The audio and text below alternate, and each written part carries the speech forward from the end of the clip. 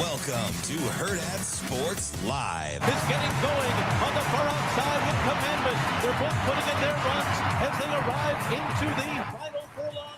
O'Sally is also gaining ground on the far outside as they come to the last 16th of a mile.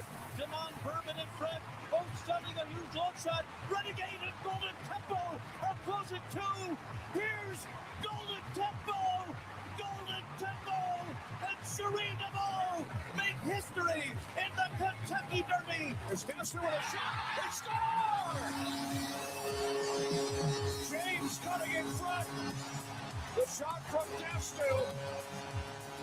The Lightning tie the game on the power play. Juleson tried to escape, turned it over. Jarvis stacked home and scores! Cunningham in the open floor. Crossover gets inside, draws the foul, banks it home. Oh, what a shot from Cade Cunningham. Move right back to him. Backseat.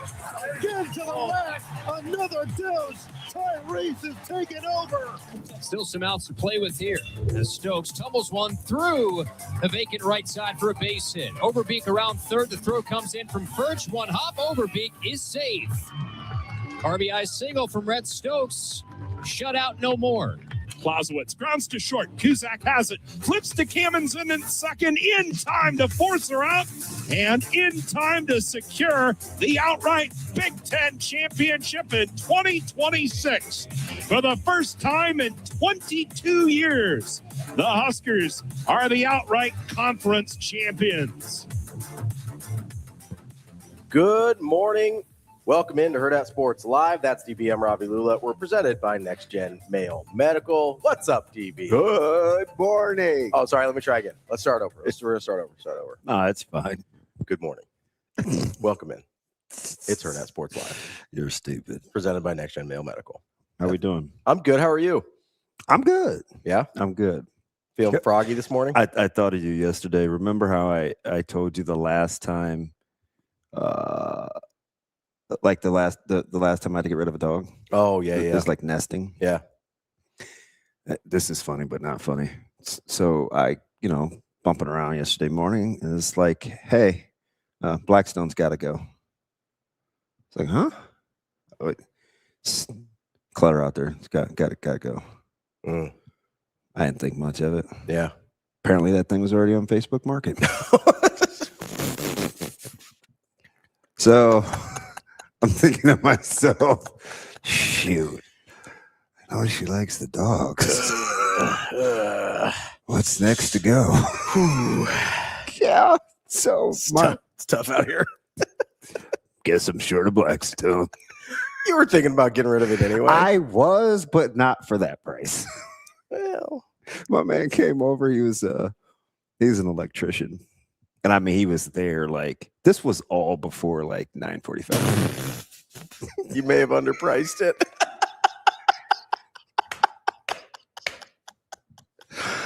And I was like, hey, it's a heck of a price. You in the refurbishing business? Because it does need a little work. And he's like, I don't ever tried it. Too good to pass up. Hope so. Yeah. That's what you love to hear when you're selling something. Too good of a deal to pass up. Oh. Yeah. It's like you could have waited. Till I was gone to say that. keep an eye on somebody disappearing. Oh yeah. So no, it was cool. Like good, decent sports weekend. I woke up. So I'm missing about 2 hours and 20 minutes of sleep. But I did go back. Okay. So it's cool. It was dicey from like 1 to 3. Okay. Then we found a way to shut it down. But I was I'm excited and I'm nervous for my man Shane. Because the abs? Well, he loves the sport and he said, watch your organs, DB. I know TK. Off to a sluggish start this morning too, man. But I checked. I still got my kidney. Everything's good so far. Didn't wake up in a bathtub full of ice or anything. You good? It's giving me 7 pounds vibes. Oh, Will Smith. No, but Shane, because I know you love hockey, and this Avs Wild series is I mean, what a like we saw some things in sports that you just typically don't see this time of year. Mm-hmm. I mean, between Canada not getting a shot on goal for a whole. dude, like, Yeah. how about what Orlando did in back-to-back basketball Man, games? can I just say, Like I don't know if you'll ever see that again. that game 6 in the second half was one of the so I wasn't watching live, so I had to go back and get it. So where were you when I sent that? When I sent the debacle group text? So I was at me and Austin went to Taco Fest. Why are you? So is Austin in the family? This is my sad Orlando Magic fan. Oh, are we putting Austin in the hangout family? Well, I am marrying him and his fiance, so I think we might have to. You got time to get to know him. Also, this was technically a work event. I never get the memo, so I have no idea. They sent us to, it was just us two. They sent us to get content for Hurrdat 1. Rico, you feel offended? I sometimes Rico doesn't get invited because Rico lives in Lincoln. Oh, well, I live a minute away, so. Damon doesn't get invited because I don't know.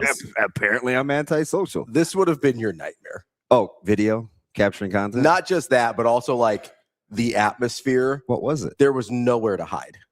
Oh, like it was. So well, it was they might not know me.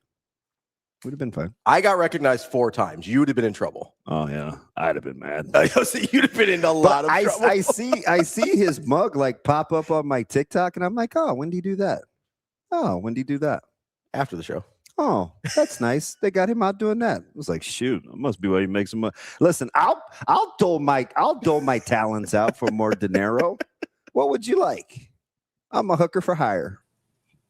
I was gonna say send me and DB out somewhere, but then you said that, and I don't want to be. I just meant, well, people might not have known who Spencer was. Shane, were you a big Spencer for hire guy? Yeah, Robert was a good actor. Spencer for hire? I got nothing. I know Rico's out.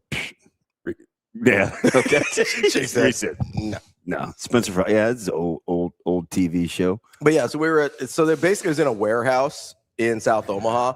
Our Uber driver was like, wait, you took an Uber? Well, so it was a taco and tequila thing, and I was like, I don't really trust myself to be able to drive. Okay, stop it. Yeah. Stop it. What's up? What? Why wouldn't you think that I would like tequila? There was like 500 people in a warehouse. You'd have lost your mind. Not with enough tequila. Let's see. Sway those options. Was the warehouse like if DB was looking around the warehouse, do you think he could somehow turn it into like a place where he could imagine burying a body or something? Oh, he definitely could have gone like Dexter's up in there. I did have a vision. So I'm saying you give him a tequila and he'd be walking around the warehouse. He'd be like, you could drain the blood over here. And yeah. Sunday night? What kind of vision we have? I wanted to. This is. I'm not doing it. But I mean, you come on now. So now this came from somewhere. Yeah. So Thursday night or Friday night, I was watching Gladiator, and I watched it from the beginning. And when Maximus said, "At least give me a soldier's death," they were going to put the blade behind the base of. Mm-hmm. Maybe it was going to be a beheading, but then they acted like they were just going to put it between, like sever the spinal cord, basically. Yeah, and I just wondered, like, are you not entertained? Like, if it doesn't go deep enough and you don't kill them, would they be like? Is that a way to paralyze somebody you want to keep around? So I don't know why I thought that. I just been like, oh, he wouldn't have been able to write it. I mean, it came from it wasn't like homicidal independently. Yeah, I was just scrolling through a lot of what ifs. You want me to make you feel better? Yeah. Okay. So I have I've had a recurring dream a few times now, where I don't. You can dream the same thing. Yeah. Oh yeah. Have you ever had recurring dreams? Oh, I don't think so. I've had a few in my life that like kind of, but they're still different. I mean, not like same. Okay, go ahead. I don't know if they're like identical, but it's the same situation. Mhm. And it is for some reason I've killed someone. I don't know why. I mean, have you killed someone? For some reason I've killed someone in the dream, to be clear. And I've done a very poor job of getting rid of the body. And I know I've done a very poor job of getting rid of the body, but the police and everyone else still can't find the body. So it's just me being anxious that they're going to find the body because I know I didn't do a very good job. Oh, yeah. Well, And that's the whole dream. As I don't like the dream has nothing, like I don't actually see myself killing anybody. I don't see myself hiding the body. okay, I know I've said this. I don't think you can read. Yeah. But I'm on speed dial. Call me. Be like, DB, I need help. I got a body. Help me. Yeah. Right? Because don't call me. What? What'd you say? Don't call me. I'm calling Rico first. Just be Rico, like, hey, I don't bud. even know if you could help carry a body. You'd be too busy making jokes. I would be. He would snitch on us immediately. Oh, I know. The minute they turn the heat up. No, that's why I'm telling you not to call me because I can't defend you in court. I can't defend your character if I know you actually did it. I'm just saying he would absolutely, like, the light comes on, the bright light comes on, and he's like, he did it. He did it. Look, as soon as I see the body, I go, yeah, I'm telling somebody. It's like Anthony Anderson in Transformers when they bring him in, and you got to stay tough. He's like, you can't break. You don't see. I ate all the donuts. I'm not nervous. And as soon as they come in, she did it. It was her. That's Rico. I would have pulled a Jack Reacher. You guys seen Jack Reacher? Which with little Tom Cruise? No.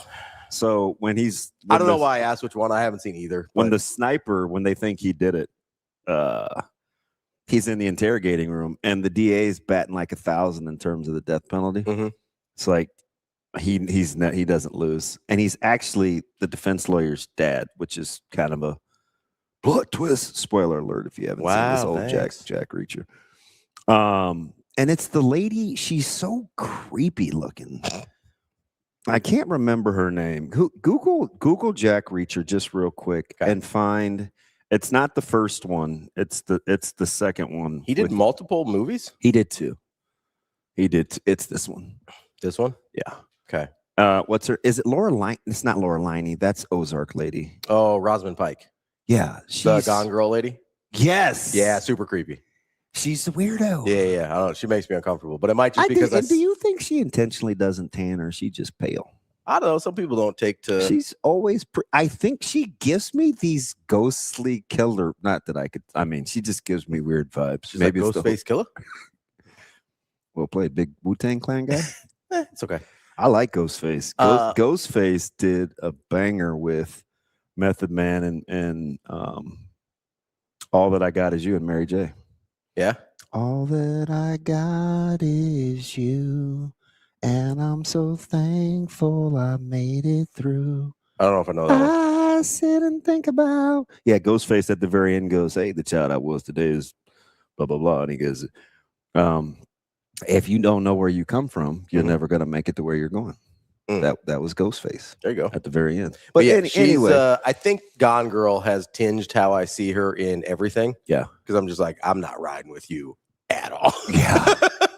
That's tough. Pass. So he's trying. He thinks the sniper did it because he picked off like 6 guys in the military. He had this affinity to want to kill, but he never got the orders. So he, on his own, like picked off some guys that were doing bad things. Okay. And during the interrogation, the guy goes, he asked for a notepad, and the guy goes, 16 hours. Didn't think he'd been that quick. Ben, B-E-N-D. And so the guy wrote on a piece of paper, and they spun it around and looked, and it said, "Get Jack Reacher." That's probably what you'd have done. No, that's Rico right there. He's Get Jack Reacher. He's busting immediately. He's just, nope. Yeah, so like a bunch of things back to sports. So you had the tragic who didn't. So they went almost as long without getting to double digits as your boy Dante Moore did without completing a pass against Iowa. Like 2.5 real hours. Yes, of real time.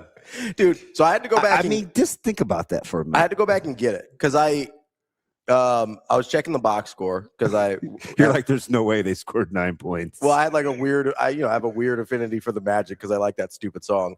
And so I'm like, all right, they're up by, I had seen basically nothing up to that point. I'm like, oh, they're up by 10 midway through the third. Good to go. And then I check at the end. I'm like, they lost by 14? Yeah. And then I look at the box score and I go, okay, they're up by a lot at halftime. And I was like, 22. I was like 11 points in the third quarter. That's tough. Yeah.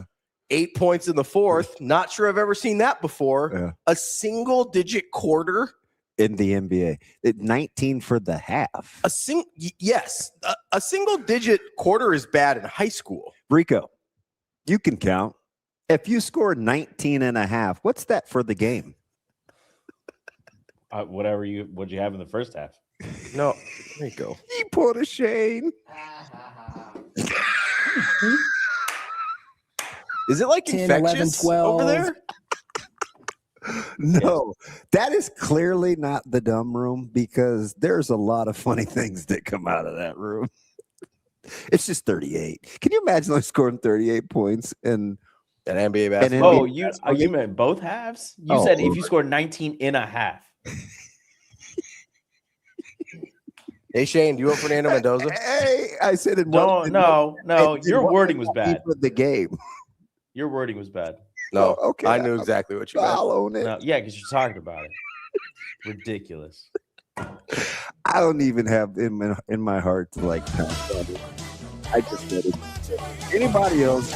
I don't know what it is, Rico, because I don't think you're that nice of a guy. I just tend to let him off the hook. Yeah, you shouldn't. I know you always say that. You shouldn't. He earns it. Anyway, like So cute. No. Okay, we're just doing too much. That didn't even cross my mind. I mean, shocker. I did not get into the way you look. But it's like, and then they had nerve enough to be up in game 7. And I was like, no way they recover from this. No, not even a And little then bit. all of a sudden the Magic hit. And then they went back to doing Magic stuff. And then hockey was an absolute gong show. The Avs Wild? Well, that was part of it, Yeah. but it started. I mean, Carolina went about the way we thought, but this is going to be. I mean, it's the NHL playoffs. They hammered that first goal in. I mean, they just. You talking about Wild Avs or Carolina? Yeah, I thought you may go all the way back to Montreal and Tampa Bay. Well, I'll say, how did Montreal end up winning that game when they didn't shoot a shot on goal for an entire period? Well, that's just what. What he called them Canada. I believe he meant Montreal. Yeah, I didn't think the Canada. entire country. Well, they have their hopes on them. Yeah. I didn't. I'm sure someone in the country of Canada got a shot on goal yesterday. So add the Lightning to the storied I'd call them had a ton of success. Well, 2 in a row. I mean, I know they just haven't been around as long as like the Leafs, Right. Edmonton, the Pens, who are probably going to have to take a look at how they do business again. Yeah, and they may need to start over, even though you have one of the best players in hockey. Shake things up a little bit. Yeah, I think they're kind of giving me Detroit Pistons vibes. Like they can't run it back the same way. Like Detroit has to add a piece. Like they can't keep playing like. I know you're hoping they can't keep playing like this. No, Rico doesn't care yet. Because you guys have the Sixers, right? Yeah, we'll be fine. So we'll be fine. So add that to the list of weird things that happened this weekend was the Celtics. Yeah. Well, the Tatum thing hurt them a little, obviously, but they were. Do you want my hot take? They were pissing that thing away beforehand. I'll never know with Tatum, but if say you insert Tatum into the starting lineup, the Sixers still had a better starting 5. No, it is. It's just a dramatically less I don't reliable. think that's a hot take, right? The Celtics had 3 starters not score a point. Yeah, it's the first time. Was that Jacob that first gave the bite? It was in our group text before I saw it. Maybe. I think he beat that thing. Was it Jacob? I mean, if it was a stat, it probably was Jacob. It's a pretty good chance. No, because he wouldn't have drawn negative attention to Sherman. Maybe it was, or maybe he did. Maybe it was somebody else. But anyway, that was not I mean, did you see that starting lineup? So it's Paul George, Embiid, Kelly Oubre, which feels like the outlier there, but I actually like kind of Kelly Oubre a little bit for what he is. Big multicolored hair guy. No, he played for the Warriors for a minute, and I had a soft spot. I have a Tyrese Maxey, VJ Edgecombe. Yeah, that's a better story. Which Edgecombe's a dog. That's a better. And Maxey Edgecombe scares me. He should.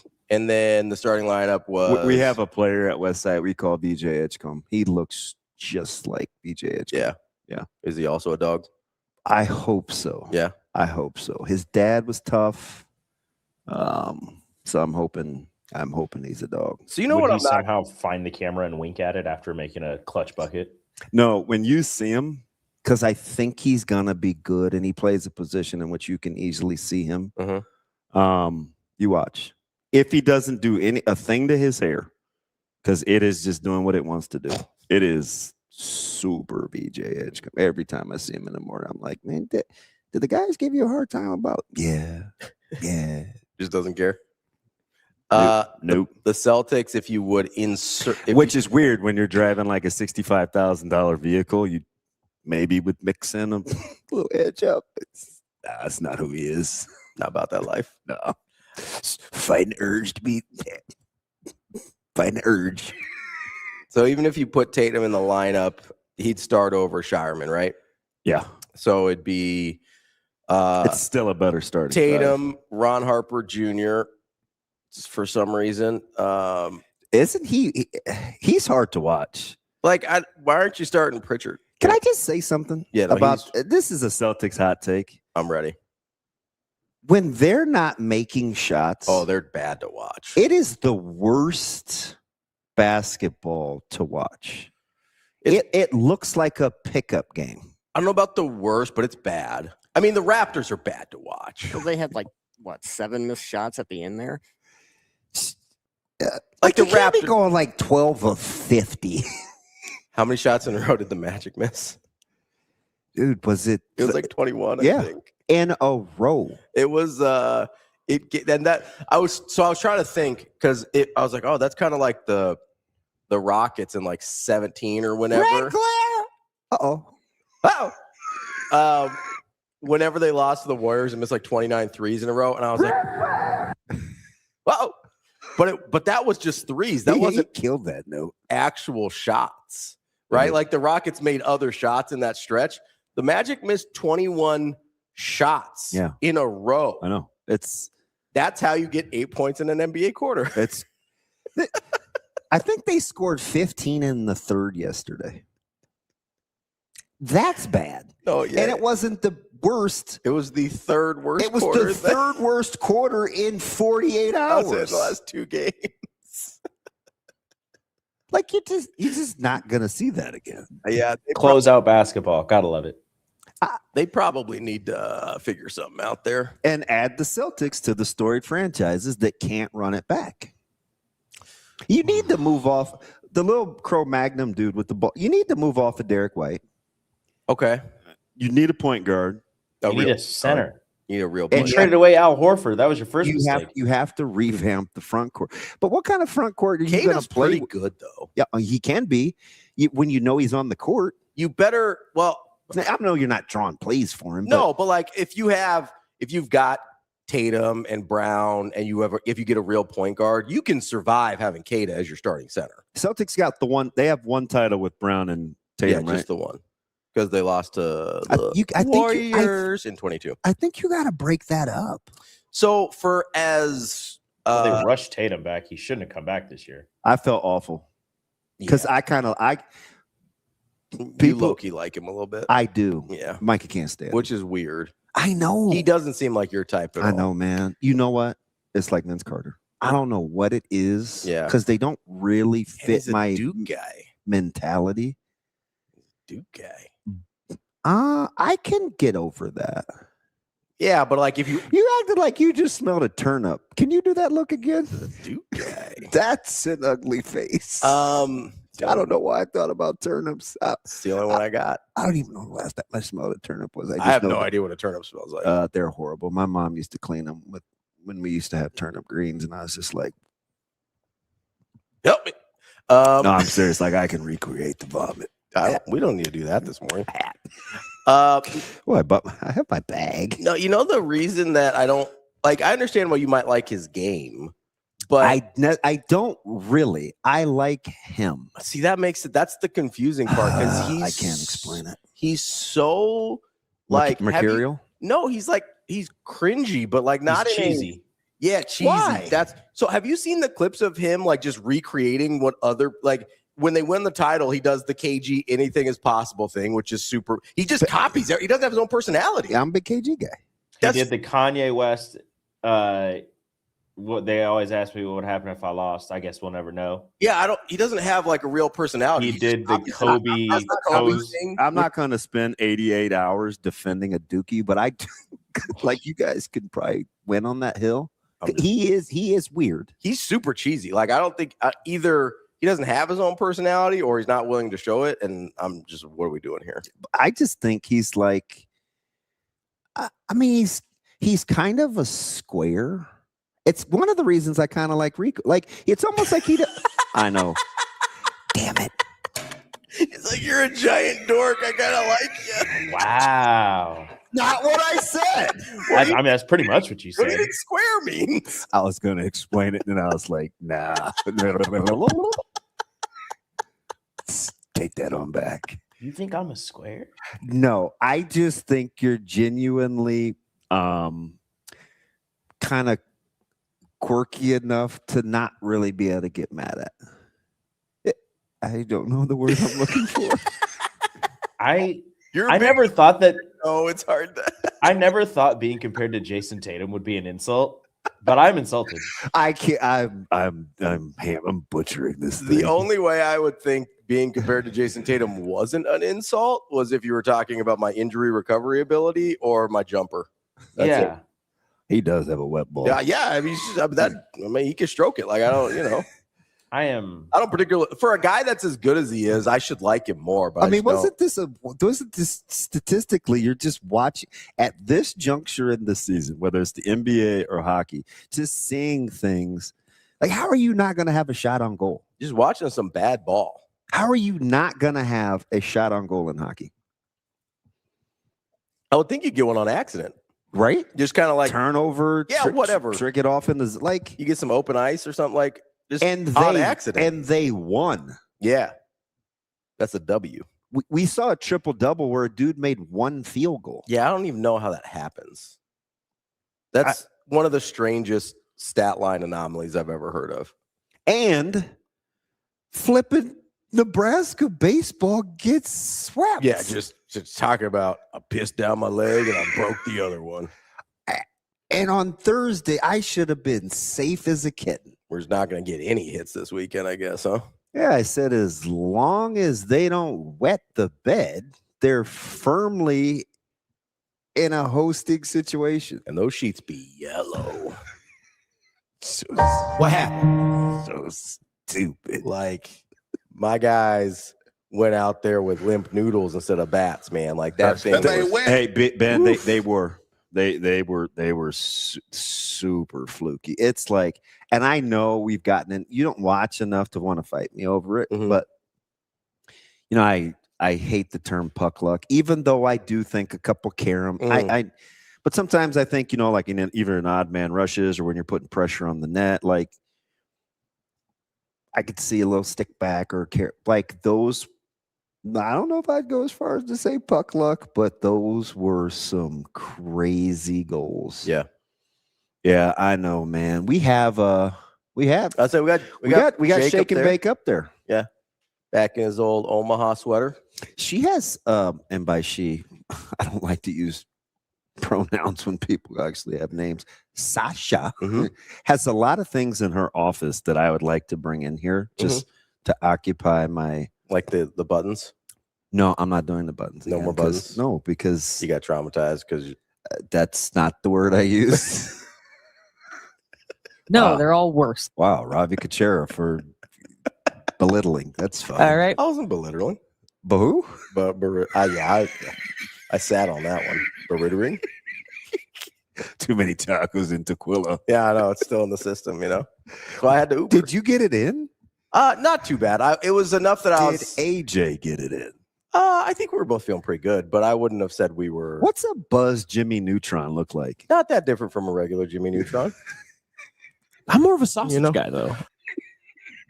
He laughs a little more. Oh, It was fun. No, it was it was enough that I was glad I didn't drive. okay. Yeah. Well, that's good. You're very safe. I'm trying to be. It's a long way away. It was South Omaha. It was a long time. You're like Oboe on Along Came Polly. That actually is not too dissimilar from what my job was. It was a different industry, but I was a risk analyst. Yeah, you drive and carry yourself like that. Sorry, just like safety.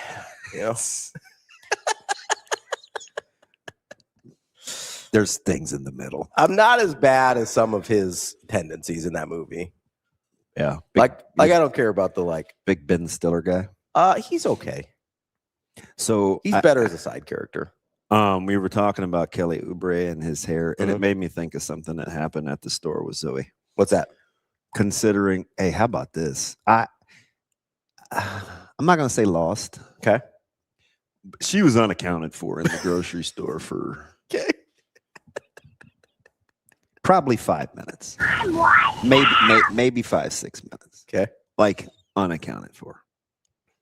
I walked in and I was like, oh my God, I have never seen a 4-pound crate of strawberries. Oh, wow. Listen, and we run through fruit. Because usually they're like this. Yeah. Otherwise, that's about a pound, right? Yeah. And then you get the big one. Sometimes you get a 2. Oh, I took a picture. Yeah. 4 pounds. That's aggressive. $6.98. Oh, wow. So when we're walking in, I'm like, hey, Ryder, we need hot honey, we needed broccoli. We needed 5 or 6 things. Mm-hmm. So there's 2 things she likes to do. Number 1, count how many parking spaces we are from the door. Okay. Just to see if she can remember. And she loves to grocery shop. Mm-hmm. I did get her off the scanning gun. She does now swipe. Okay. But I took her with me to another grocery store that she's not used to going to, and she struggled with the beeper thing. Mm-hmm. So she decided she didn't like it. I'm like, it's just one bad time. We don't like this show anymore. We're just not going to be pretending to hit people with this gun from here on out. We're going to get past the scanning thing, right? Yeah. Couldn't find her. And I was like, so I didn't want to move. So I waited in front of the produce until this girl came back. Mm-hmm. She came back with hot honey.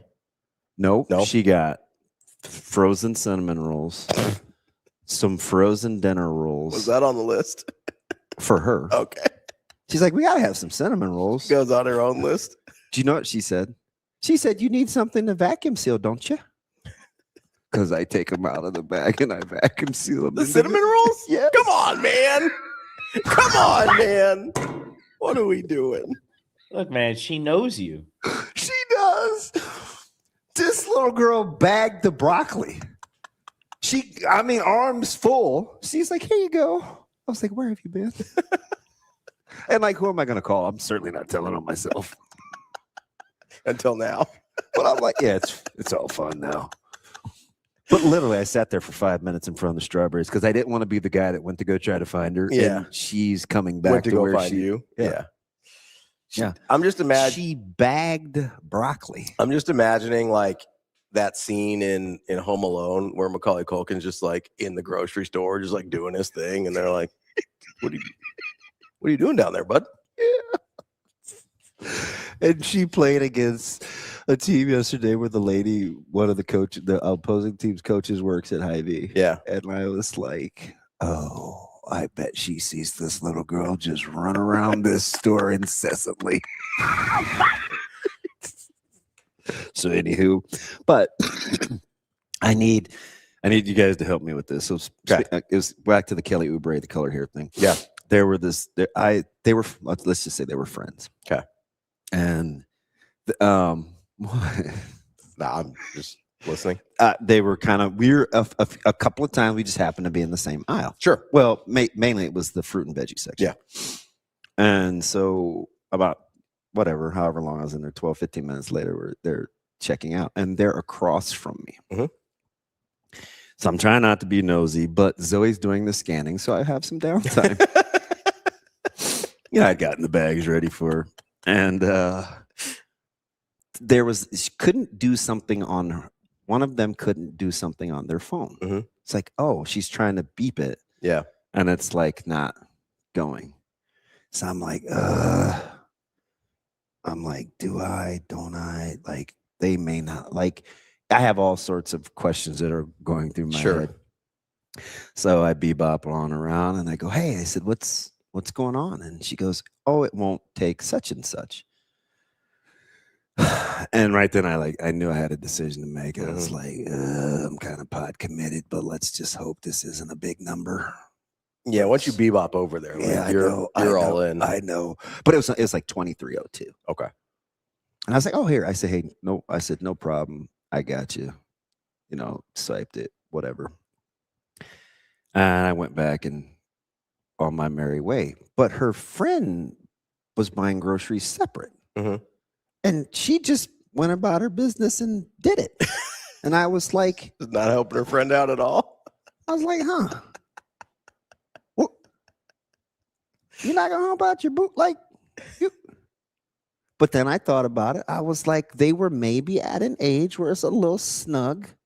Sure. And she didn't have extra. Yeah, that's happened. Yeah. And they were very, very complimentary and kind. And so I'm mumbling on the way back to the car. I'm like, man, I want to just replant it in my head. And so he go deadpan straight face, carrying her flipping groceries. This little girl goes, Dad, it's okay. I think the OCD just got the best of you. She's calling you out. Oh, listen, I wanted to pump that little girl. I was like, boop.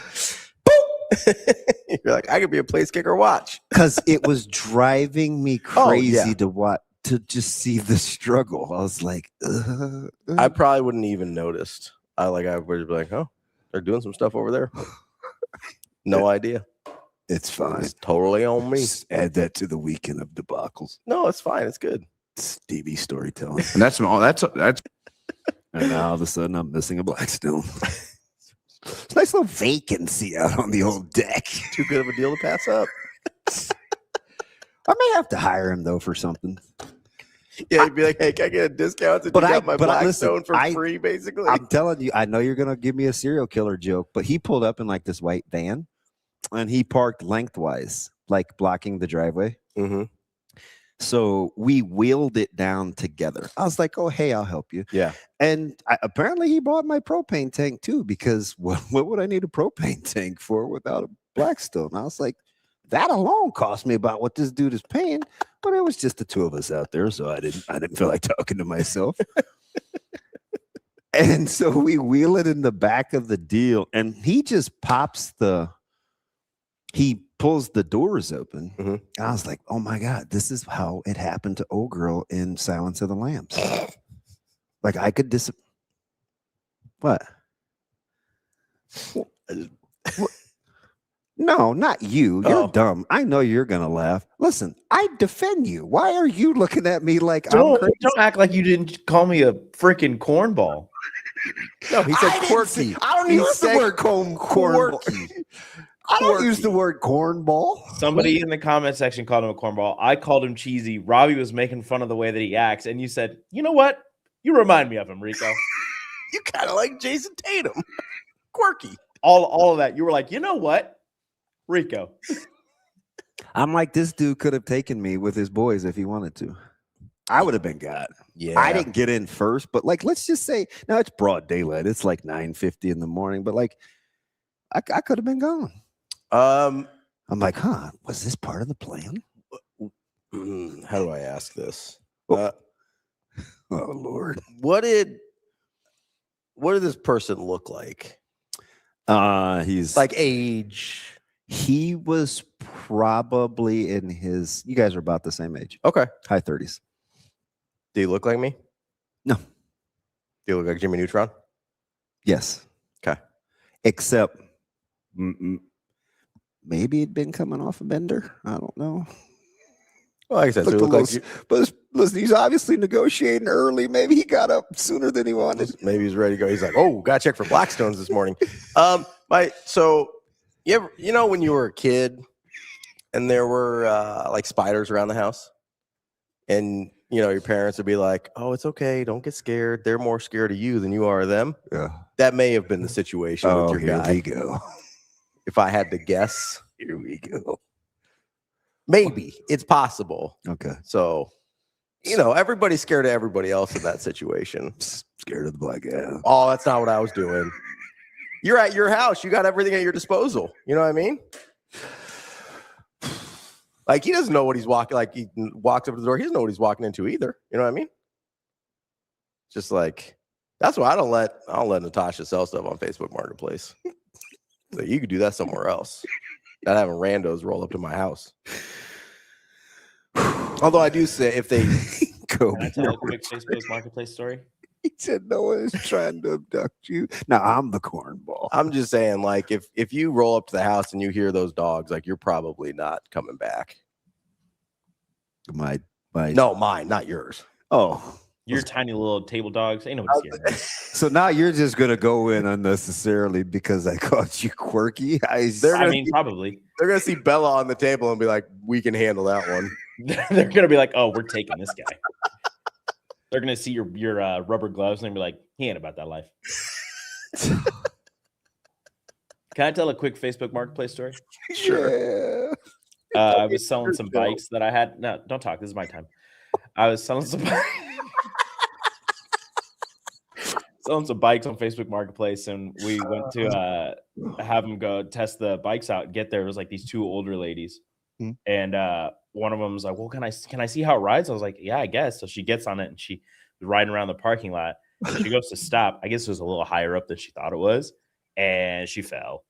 And I felt so bad that she like got up. And then she was like, yeah, I didn't laugh. I was very proud of myself. And she gets up. Her friend helps her up. And they're like, yeah, I don't think we're going to take this. Just ruin the sale. I was like, okay. Well, like, did it need like a seat adjuster? She just wasn't a good bike rider. I just think it was a little higher up than she thought when she stopped and she went to put her leg down and she made a funny noise. She got away. Ah! I'm not even gonna kid you. There's lots of things I like to compete at. Yeah. I am not a good bike rider. Oh, I can't ride a bike. I can't. I get it. Like, oh, it's riding a bike. How hard could it be? No, I can't ride a bike either. I really can't. I'm not what I'd call a gifted bike rider. I like riding bikes. I don't understand why that would be funny. Like I'm admitting something to you that I feel like. No, it's just the way you phrased it. Oh, it's always my delivery. Huh? Yeah. No, I can't. I legitimately can't ride a bike. I can't laugh at you for that. No, you can ride. No, I can't. I used to be able to when I was a kid. They say you can't forget. That's a lie. You can't ride a bike? No, so I could ride when I was a kid, but I never was like all my friends lived within like 3 houses of me, basically. Oh, you're a walker. So we just run up there real quick. It seemed silly to get the bike out. I think a lot of kids like in the last 20 years can't ride bikes. So I could ride a bike. I had one. I could ride it. It was cool. But I stopped when I was probably like 10 or 11. And then never really had, like, I had no reason to after that until when I was nannying. The kids were like, hey, can we ride our bikes down to the pool? And I was like, we could walk down to the pool. And they're like, no, we want to ride our bikes down there. And I was like, don't kids nowadays get the motorized stuff? Like they don't, or the hoverboard? Like, well, in like 2008, when I was nannying, we didn't have hoverboards yet. I don't think I taught any of my kids to ride anything. So they're like, I was like, hey, I don't have my bike. I don't have one. And they're like, oh, our dad said you could use theirs. By the way, their dad's like 6'4", like he's a tall dude. So Zoe should be able to ride a bike. Zoe probably she's 7, still rocking the training wheels. Come on, Zoe. What are you doing? Got a lot of motorized stuff off Facebook Market though. She can grocery shop by herself, but she can't. We're working Ellie off of her training wheels right now. How old, Ellie? She is 6. Not rub it in, Rico. Oh, we're in the neighborhood. She can't yet. We're working on it. Or you take her out to like the track? No, just right in front of the house. There's like some younger kids in the neighborhood that are already. There's this one kid across the street, and he's zooming on his bike. He's already making like stopping and sliding and skid I marks. got two neighbors. I got two Like little Tokyo boys drifting? up the street Oh, from yeah, he's me all that over. I think are homeschooled. And one of them is like 3, and I think he's like dirt bike jumping. Why do you think they're homeschooled? This dude is gifted, like, pew! I was like, huh, you can barely walk. And dude, like, they're both nice on bikes. They got these motorized trucks, like remote control trucks for Easter. Yeah. So I see them quite a bit. They play nicely together. Why do you think they're homeschooled? I don't know. They're just around a lot, like during the day. Oh, yeah. Like, I know for sure they are. Oh, okay. Yeah. I don't know if they had like some tendencies or something. No, super homeschooled. Okay. And I have one more thing before we go to break. That's fine. Because we don't have to count to 6 anymore, right? Not yet. No, we're good. Old man take Right. or not. I need Scott because he's in our neighborhood. Okay. So there's the same 4 kids that walk home. Okay. And there's a house on the corner where you turn into our neighborhood with there's 2 back-to-back immaculate lawns. Okay. I mean, one of the older guys never wears he's like the tan old super dad bod, but don't give 2 cares vibe, but always working on his yard. And I know Amazing Daniel, like, what? Which part? I know what you were insinuating. I'm afraid to. But anyway. Oh, okay. Yeah. So the kids, when they're coming down the sidewalk, they cut through his yard. Oh. They do it all the time. And I'm like, is that the parents' fault? Or is that because my dad would have flipped out? Like, what's the rules for walking through people's yards? I'm trying to remember when we were Don't do it. Right? Yeah, unless you like know them. Like we'd cut through our friends' yards when we were like going because we had a bunch of kids that like all went to school together about the same age within like a couple blocks of each other. You had friends? Well, every once in a while. Ride bikes. Nah, just walking. I wrecked, so that's why I didn't do it. So we'd like cut through each other's yards to get to our other friends' houses. But yeah, if you don't know, we did there was the guy that lived right behind my parents growing up. He was like down. I haven't shared that with him, Brian. I'll get on it though. This guy's hiding behind their names again. Jesus. What do you think, Scott? He's got a sweet yard. Old man here, stay off my lawn. Yeah, so I grew up in being neighbors with the guys. It's the 2 houses right when you turn into our neighborhood. No, Kobe, you're not even old enough to be like that. Nah, he's an old soul though. Oh yeah, that's for sure. Yeah, we had this dude. I guessed 40s. I thought you were low. And he's like, I'm 15. No, I think he's like in his late 20s. I think he said, but he just turned 28. Yeah. Oh, that's right. Yeah. Come on, man. We had this dude literally like with scissors, like evening out his yard. No, that's some solder stuff. And yeah, this dude was retired. He had nothing else to do, I guess. And I don't know, he must not have liked his wife that much. He liked being outside all the time. But he like every time like a ball or something would go into his yard, everybody had to like look out, make sure Dwayne wasn't around and be like, whoa. You think Dwayne's still with us? I wouldn't guess so. I think he was retired, so I'm guessing at least 60s, and that was 30 years ago. So I'm guessing he's not with us any longer. I know he doesn't live in that house anymore. Yeah, I was getting ready to take a right to leave, and I was just like, ooh, I don't know about that. Yeah. It's like 4 too, so it's skipping on through. And I was like, oh, if you take the same path every couple of days in a row. I say, as a kid, you're just like, oh, I just walked through here a couple of times. It's nothing bad. Then next thing you know, a couple weeks later, you see a yellow line starting to form. You're like, oh no, got a little path. Whoa. Oh no. I just was curious. Yeah, I mean, I think ideally you'd not do it, but I also don't think, unless their parents have told them, I don't know that a kid thinks about it. And another 20 feet, and like you're to the edge of the sidewalk, and you can just like to turn in your vehicle, just a 90-degree turn. They like rounded that thing off through the yard. Yeah, I try not to be in other people's lanes, Stevie. It's not how you do it. Yeah, it's just try. I'm gonna stay on my side of the road. You stay on your side of the road. That's what the lines are for. I don't know if you know that. I get it. That's what the lines are for. Like that's your side of the road. You don't have to. You can round into the turn though. Well, you don't have to though. Don't have to.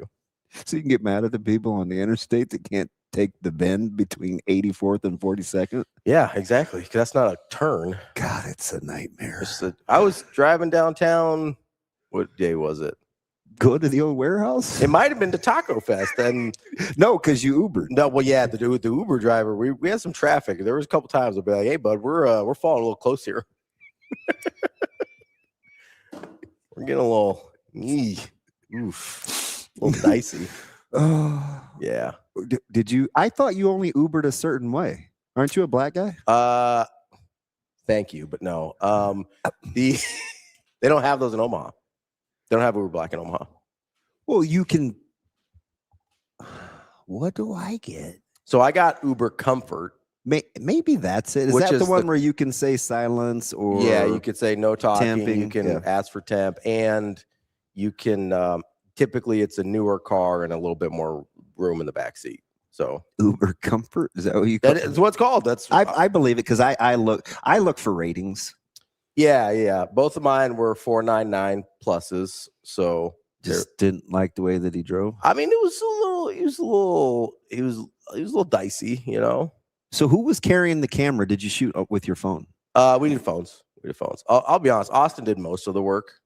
I was there for moral support mostly and to help so he wasn't eating tacos by himself. My phone is not being it doesn't register on the network. Mm-hmm. And so I couldn't get calls in and calls out. And so I made an appointment with my phone company. Mm-hmm. Walked in yesterday. I was like, hey, might be the right time. I'm up for this. I'm up for that. I can do this. And he's like, and I said, my family, I'm notorious for being, am I at the green dot or the red? I'm the dot that's not like everybody else. Yeah. Whatever that is. He's like, look, man, don't do it. Don't give in. The operating system on Apple is blank, blank, blank, blank, blank. Oh, blank, my God. The operating system people drive me crazy. And I looked at him and I go, huh, all right. Because I think I was getting ready to actually make the switch. And he talked me out of it because he's a droid for he's like Samsung and Google. He said it's just how old was this guy? He's younger than me. So here's the problem, right? He's probably about your age. So his name was I don't want to give it up. He had a very young person's a trend, like a younger person's name, like spelled with a Y where there shouldn't have been one. Jalen? No. Ashton. He had a cool no. Grayson. He had some. Brintley. These like kids in your class. Yeah, they're kids in my daughter's class. Yeah, kids in Ellie's class. Is like, why is there why? That's not where a Y goes. What are we doing? Yeah. Or it's like George, but it's spelled with like an X in there somewhere. I don't know. George with a J. Like, yeah. What are you talking about? What are we doing here? Jim with a G. So anyway, here's the problem. I had to put in a claim first. Yeah. Because I have it's not even a crack on the screen. You can't see it. He said it's underneath. He goes, I just don't want the factory to send it back. So I got an appointment this morning because I have the insurance. Mm-hmm. I'm gonna get another phone. This is why context is important, right? Because we're like sitting at the table in this place, like two grown-ups just talking about systems. Yeah. So you might take offense to this, and I apologize in advance. Okay. The operating system, the only thing you need to be worried about personally is ease of use. So why would I switch? Because Apple is more intuitive and user-friendly. He's right about a lot of the things with Androids. Usually the technology is better. They usually update sooner. You usually get different features. The problem is you don't need all that. I just gave him my phone. You need the easiest thing to use. He goes, hey, I'm going to switch you over to eSIM, SIM card. I'm going to do this. Do any of those things mean anything to you at all? I'm going to take off. I had no idea where he was even at. And I'm like, oh, what's that? Oh, where's that? Oh, show me how to do that. He's just like, dude. Yeah, so if he's customizing all this stuff and you have no idea what he's talking about, you should have an Apple.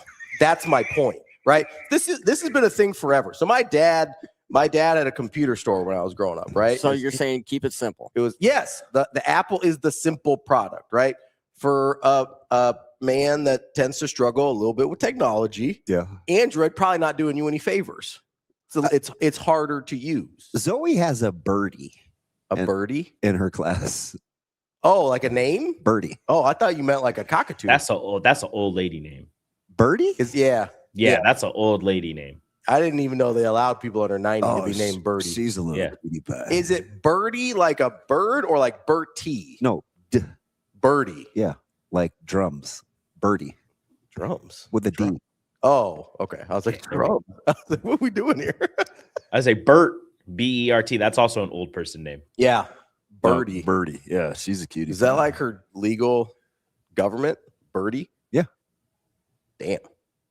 That's got to be named after somebody's grandma or something, right? I don't know. 100%. I'm just saying this has been the story like throughout all of time with technology. I would not have guessed DJ is 66. I knew he was retired, so yeah, but can't you do that like 58? Not if you work in radio your whole life. Not these days. Not anymore. You can't. I'm just gonna drive people around at hotels. I'll work till I'm 88. You could Uber me down to Taco Fest.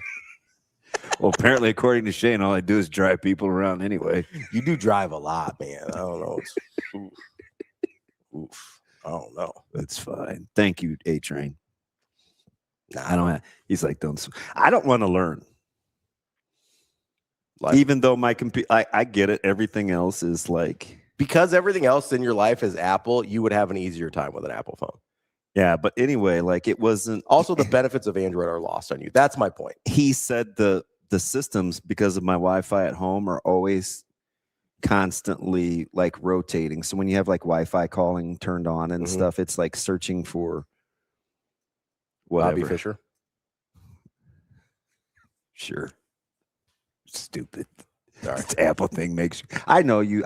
No, it's not you even. It's that guy's reasoning does not apply to you at all. And it doesn't apply to most people. That's my point, is most people don't need their phone to be like, oh, this operating system and this and blah, blah, blah. And whatever. I figured out how to voice text again. Do you know I went like a month without voice texting? That's why I'm so sketchy. No, it's not why, but. No, it's because you don't like talking to people. Like, it's a lot easier now. I can voice text. That's true. Again. You do love he switched me over to a different texting system. Google. It's Google now. Samsung's not doing the texting thing. This is what I'm talking about, though. This is like it. I saw there's a blurb on my messages that says Samsung is switching to MS, Google MS. So hopefully we won't have like 19 different text strands of the same 4 people. This is what I'm talking about. Right? Because sometimes that happens to me, right, Shane? Yeah, you do have like 18 different threads for like that on its own is worth you no longer having an Android. So you just get all your messages in one spot. This is what I mean. Like he's like people. Not KJ. No. People used to do this with computers all the time. They'd like, hey, I like MS-DOS better than Windows because you can customize all this stuff. It's like, yeah, 98% of people out there not trying to program their shit. You know what I mean? You probably need something you probably need something principled. Well, no, it's because okay, so I'm not trying to hate on people that work at phone stores. You keep saying what you're not trying to do, and all I hear is you being that. That's fine. All right. You probably not trying to offend you, Damon, but you're not smart enough to know what that means anyway. Whatever phone it is that you get or use or whatever, exactly. you probably need something that is just set up the way it is and it won't change. Yes, exactly, Shane. That's why Shane has an iPhone. He's not good with change, right? Like you gotta play to your strengths here, DB. KJ, that's the only reason I was going to do it, is to be competitive. Because I just told I'm like, I can figure it out. Because that's what I want for my technology. I want to have to endure through it. Everybody else is on Apple. So this is just a like you being weird thing at this point. No, I'm trying to do what you say I should do. I'm keeping it simple. He's just being technologically quirky. I think we should take a break. I'm out. I'm trying to defend Rico today. Kobe says, DB, you have a MacBook in front of you. Just get an iPhone. Kobe's not a nice person. I don't know about Rocky. Kobe's yelling at me earlier. He yells at everybody. It's kind of an equal opportunity situation. Kind of just have to ride with him when he's riding with you and then hop off when it's time to go. Oh, shoot. So what's the difference if I have an Apple phone and I have my Mac? Like, what can I do? Like, just get my text through my computer? I mean, you can sync them up, but I mean, the reason it matters to have a Mac is you're already familiar with how Apple operates. Like, it would be very similar. I give you my computer once every 2 weeks to fix something. That's a StreamYard situation because you haven't figured out that there's a tab on the right that says comments, and that's all you have to click to hit to find the comments again. I don't know how you get away from that tab, honestly. We've been doing this for 2.5 years. I've never been away from that tab. I don't know how it happens. 1, 10. Just not necessary.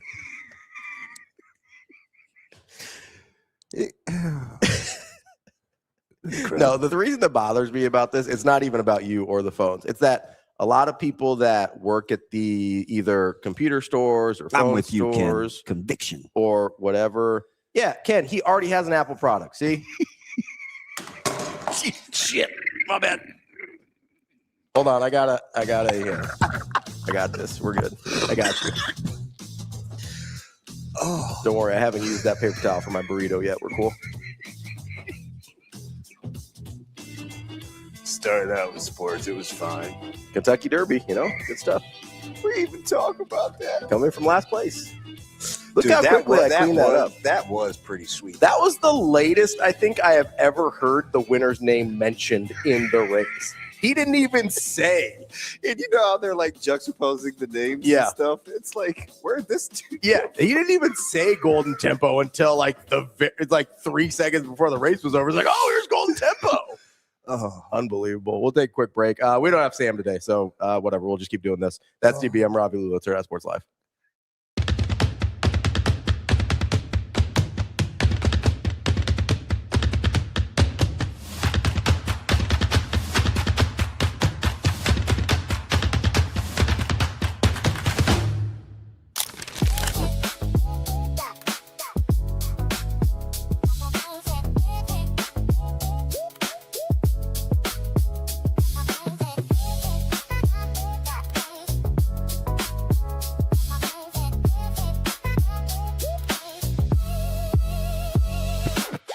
I want to talk about your relationship, I guess, with Price. You grew up, or didn't grow up, but you played AAU with him with D1 Minnesota. How much has he reached out to you throughout this process, and how much did he try and get you to Lincoln? Yeah, right before I went on the visit to Lincoln, he just reached out and was, just, hey, hope things are going good. If you have any questions, feel free to reach out. And then he was kind of like with me throughout the whole visit, to be honest. My dad and I got in. He had dinner with us. And then, throughout the day, we saw him throughout the facility. He kind of showed us around his apartment. And then he was at dinner that night as well. And then he showed me around Lincoln a little bit, just kind of around campus. So he was definitely a big part of it. He's been awesome, helpful, answering questions. We asked him a lot about, what the team's like, dynamic, how things work. And he was awesome in helping with that. So, yeah, he definitely played a part for sure.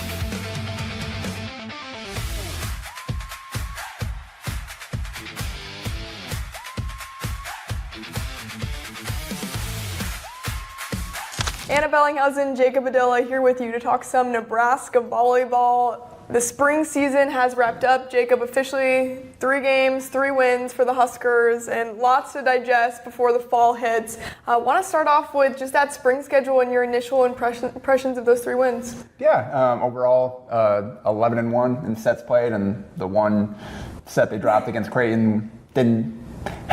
They ran a 6-2, and Danny basically promised that we're not going to see that in the fall. So it was kind of a throwaway. She wasn't really worried about it. They got rolled in that set, but they played really well up to that point. So overall, I think just be happy. You have to be happy with how I think she was able to accomplish everything she wanted. Mm-hmm. We saw basically equal playing time. Everybody basically split the matches, like 2 sets apiece in all the 4-set matches. We saw all different combinations. Everybody got chances to start for the most part. So I think she kind of got to look at every combination she could possibly experiment with, and got to see some of the new players playing with the vets. I don't know that we saw a full potential starting lineup. Sure. I think she continued to mix it up throughout I'm sure she gets to see that on the practice court on a daily basis. So.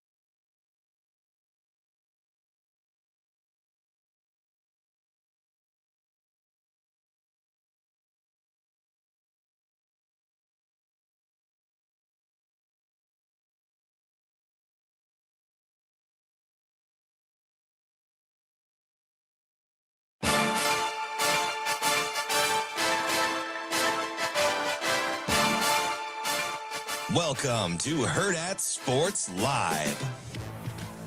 Welcome back, Hurrdat Sports Live. That's DB. I'm Ravi Lulla here at Hurrdat Sports HQ. We're presented by NextGen Male Medical. This lovely cup right here that I knocked over like a ding dong here, but it's okay. We got it cleaned up. I don't even know what's in it. I just took it as leftover from yesterday. Yeah, I don't like that. I don't like that at all. What do we got today? Oh, it's what's those little ones that I buy? It has apple, strawberry. Oh, it's the cans Waterloos? No. God bless it. The cans are too small, which is why I have to put 4 in here. Izzy's. Oh. Which has tremendous apple, by the way. Like green apple. I don't like apple flavorings. You're on a 2-month. I don't like you anyway, so it doesn't really matter. That's fine. The Apple Android thing didn't help. My issue is I'm not an Apple loyalist. I'm saying for you specifically, it would be better. Shane said just get what Zoe gets. I'm the only one she can't call on her iPad. Yeah, see, that's why you couldn't find her in the grocery store. You couldn't get a hold of her. She can't carry her iPad when she's with me. We talk enough. We're not doing the iPad thing. Yeah. It's good. You don't want to have an iPad, kid. And she's had 16 pair of headphones already. Yeah. She's 7. She doesn't need Bluetooth. So she can get in the car and I can hear, Dad, can I have some Wi-Fi? No, let's just talk. Leave that at home. I did learn she's a very good singer. Yeah? There you go. Good for her. Yeah. I'm going to have to ask her why she's listening to certain things in her mom's car. I was like, how do you know the words to that? And how do you know that song? Or you getting hit with some of those songs where you're just you shouldn't be singing that. Man. Yeah. It's the word. I go, where'd you hear that? She goes, in the van on the way to school. I go, I'm going to have a talk with the daycare people. She's like, Dad, man, Charlie on Thursday, warning shot. I was like, huh? You know what warning shot's about, Zoe?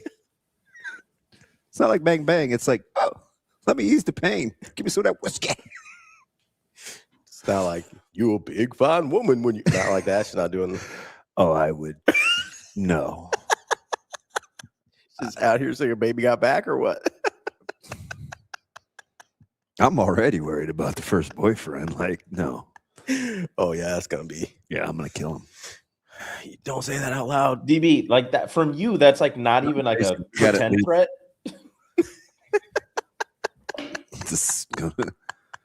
Everybody in our house is well aware. Like Jelly Roll, what's going on? No, but like Morgan Wallen. Never mind. She didn't get that from me originally. No, I was going to ask a different question. No, she knows every word to Adele. Easy on me. Oh, that's okay. That's not terrible. Kobe said she was singing Rod Wave. She does know 25. She got that from me. I can't blame that on anybody else. She does know 25. Yeah. No, it's all right. It's a great song. Can I ask you a question? About football? About football. It's about football. When you do these, no, it's I about know football. it's gonna get uncomfortable. It's a sports question. Okay, go ahead. He said, "Can I ask you a question?" I didn't look this up, so I need your help because your recall is better than mine. No, it is. It for sure is. So I was thinking about. You remember the Aaron goes, "I have an extra propane tank unused if you need one." It's not funny, AA Ron. Apparently, so does that guy you sold the Traeger to, or Blackstone. That believe me, that was on the table too.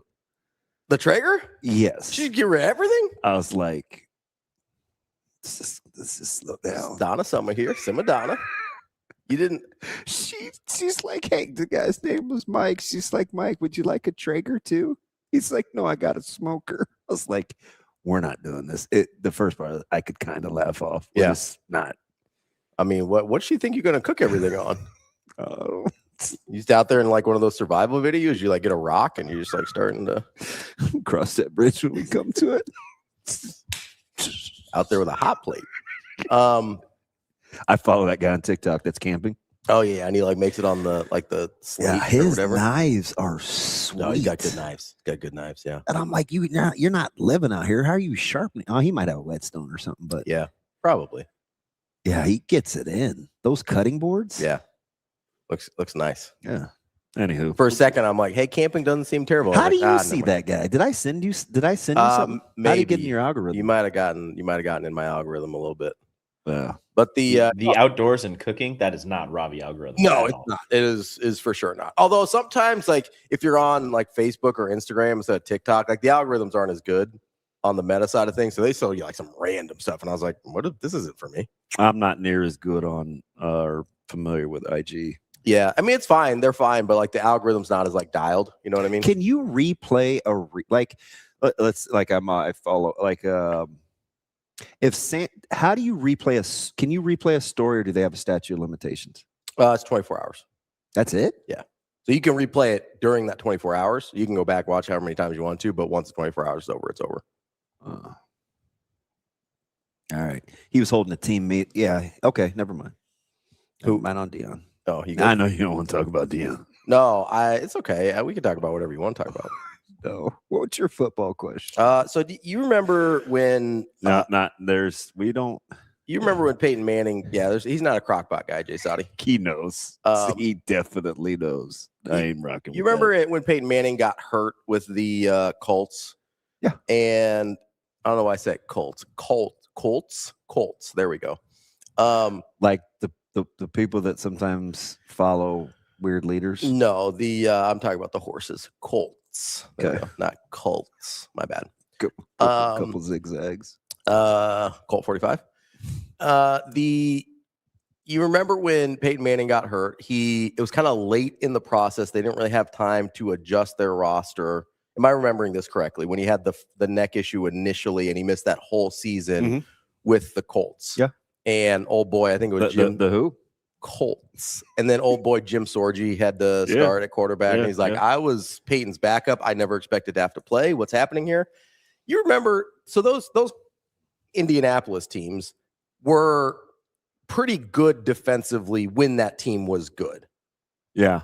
right? That was Freeney and Sanders, especially when Bob Sanders was healthy. He made a big difference on that defense. Do you remember what happened to that defense the instant Peyton Manning was no longer the quarterback?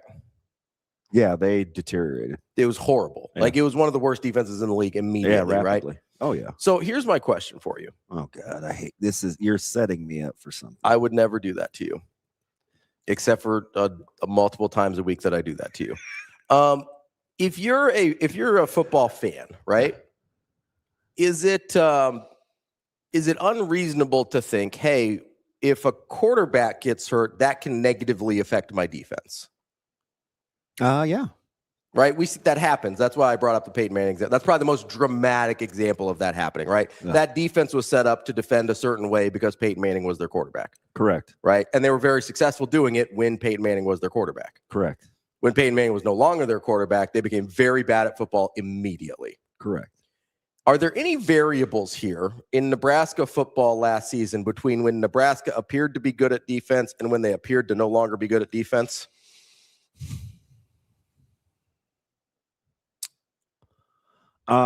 That's pretty layered.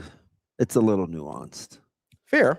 So Nebraska was showing some signs, absolutely, of giving up explosives. Absolutely. Pre-injury. It got to be a little more consistent post-injury if you're talking about Dylan. I am. Okay. I agree 100% that there were signs of cracking all year long. Fair? Yes. Those cracks became foundational issues the second your starting quarterback was hurt. When the quarterback played. Well, they're definitely magnified. Right. I'm not saying, I don't know if they would have beat Penn State. I don't know if they would have beat Iowa. I don't know. They're magnified. If they would have beat Utah. What I do know is when your starting quarterback gets hurt, immediately your defense can become worse. Mm-hmm. Not always, but it can become dramatically worse in an instant when your starting quarterback gets hurt. Fair? Yeah. Is there a reason we decide just to ignore that part of the equation when we talk about Nebraska football last year? So I think a little bit, yeah. Because I think you had some games in which, and we would do these sometimes before we got flagged, where I would tell you Nebraska's pretty vulnerable to a couple of type of run schemes. Absolutely. We saw it against Michigan. Right? Yeah. So Michigan looked a lot like the run play from Minnesota. Like, I think we had Foreman on a couple times, and he and I really took some deep dives into the type of runs that they were. And I was like, Michael Rose-Ivy was really, really good talking through this on the radio, where we would talk box versus spilling, right? Are we going to box this? Are we going to spill this? Are we going to box this for our insides? Are we who are we spilling this to? So they had some integrity. They had some integrity issues with how they wanted to fit in the run game all year long.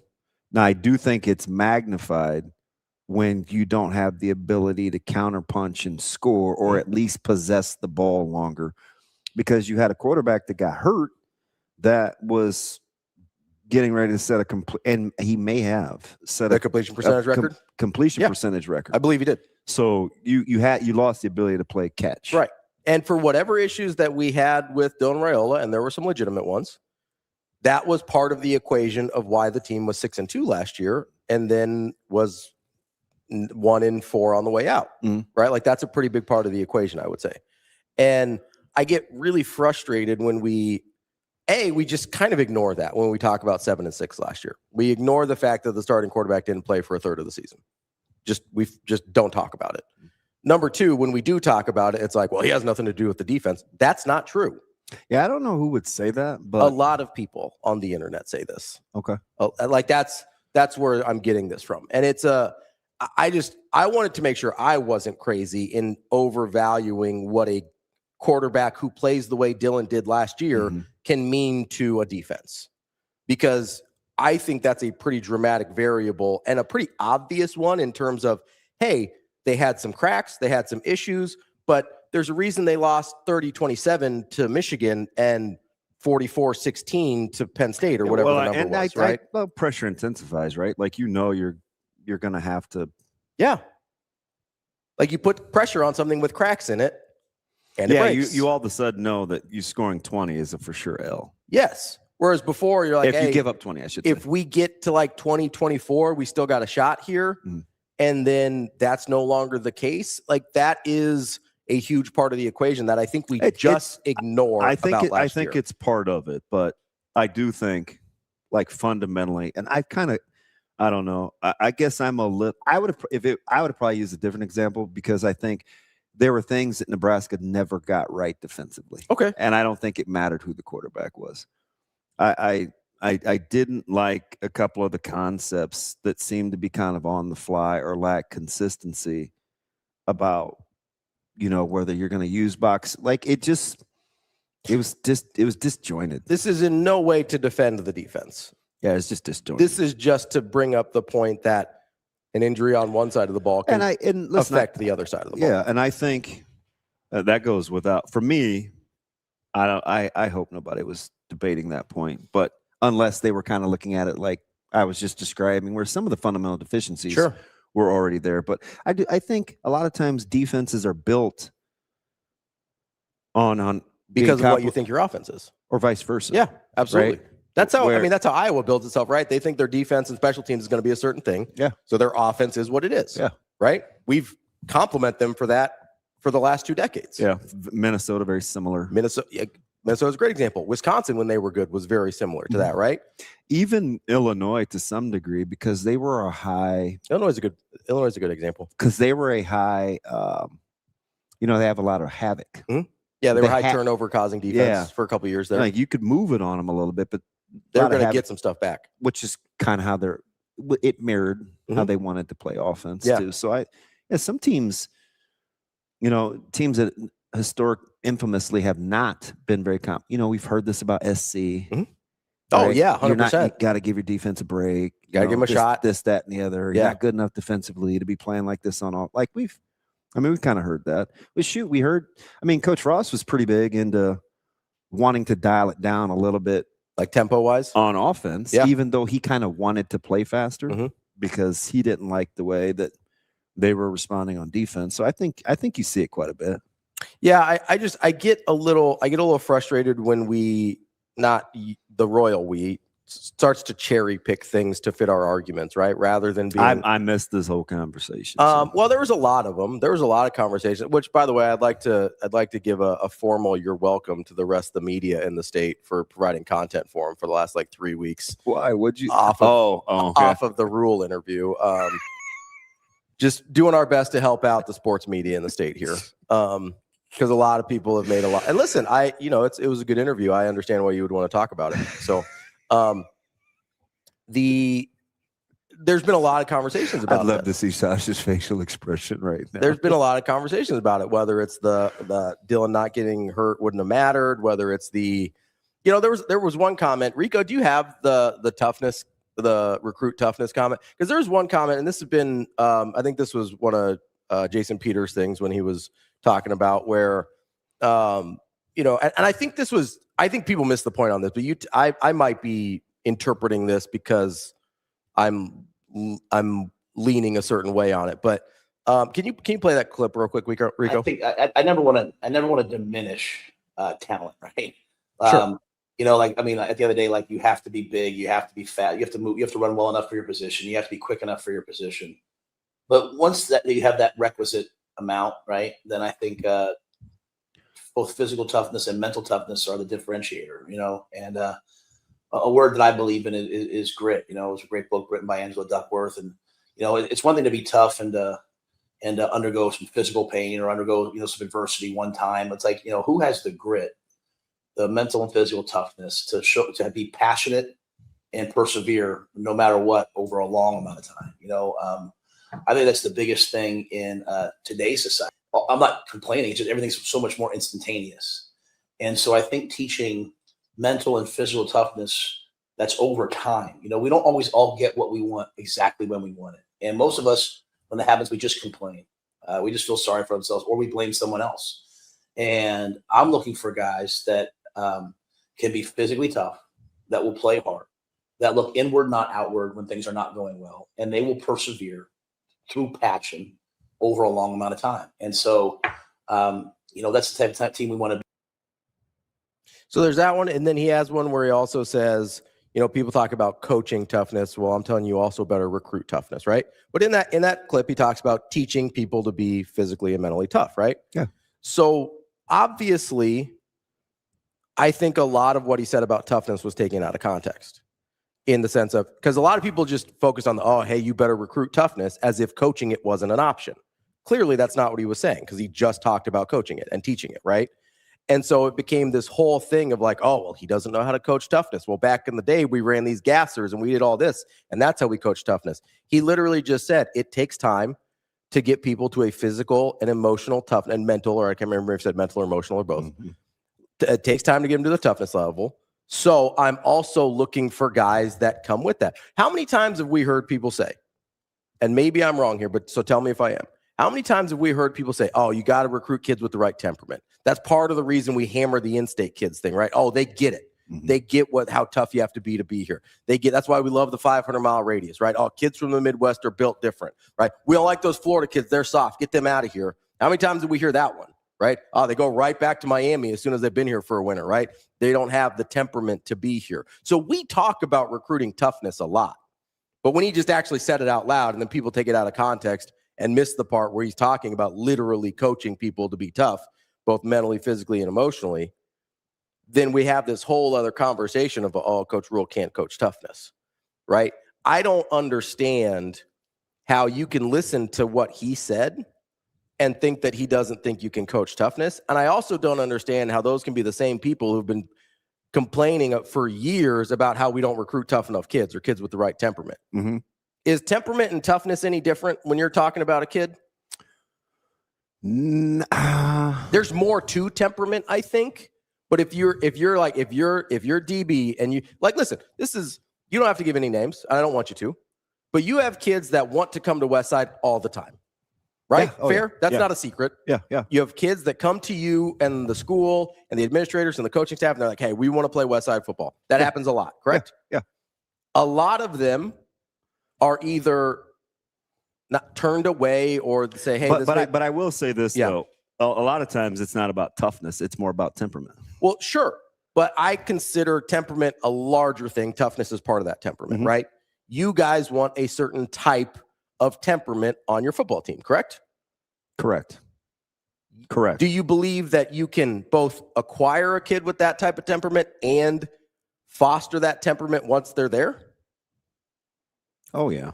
Right? Yeah. So it's not one or the other. It's usually both. Because why do you not take kids that you don't think have that certain temperament? It just is not going. It's not going to fit. You're probably not going to be able to get it out. You're probably yeah. not going to coach them into a temperament they don't start with, right? Yeah, 100%. So I don't understand whether it's, and listen, I get Jason Peter could kick my ass and whatever, and it is what it is. But I don't understand why we're harping on something that is everyone agrees or has agreed until Rule said it out loud that you need kids with a certain temperament. We make fun of schools that recruit kids that don't have that temperament. Yeah. So when he says out loud, hey, we need to, you also need to recruit toughness, which he was talking about in addition to, because we literally just heard him talk about teaching toughness, but you also need to recruit kids with toughness. Why is that all of a sudden a headline? I feel like I'm having this conversation without kind of knowing the catalyst, right? Okay. But if I just take it for what I'm listening to, I think, because I didn't hear his comments about what he said, but I think temperament and you can have toughness and not be able to handle like the rigor. Okay. Right. Fair. You can also be able to repeat something and not have a certain amount of enough physical toughness. Also fair. So I don't like to, I get the umbrella thing, but so Jason used the term toughness. I'm also including temperament in there. So that to make that distinction. So I like to make the distinction. Totally fair. Just so I know what I'm talking about. Totally fair. People have a really hard time comprehending. So I think you have to be clear Because what's currently this is just a microcosm of everything else that's going on. You can hear something, and depending on how you feel about the topic, it's how you receive the situation.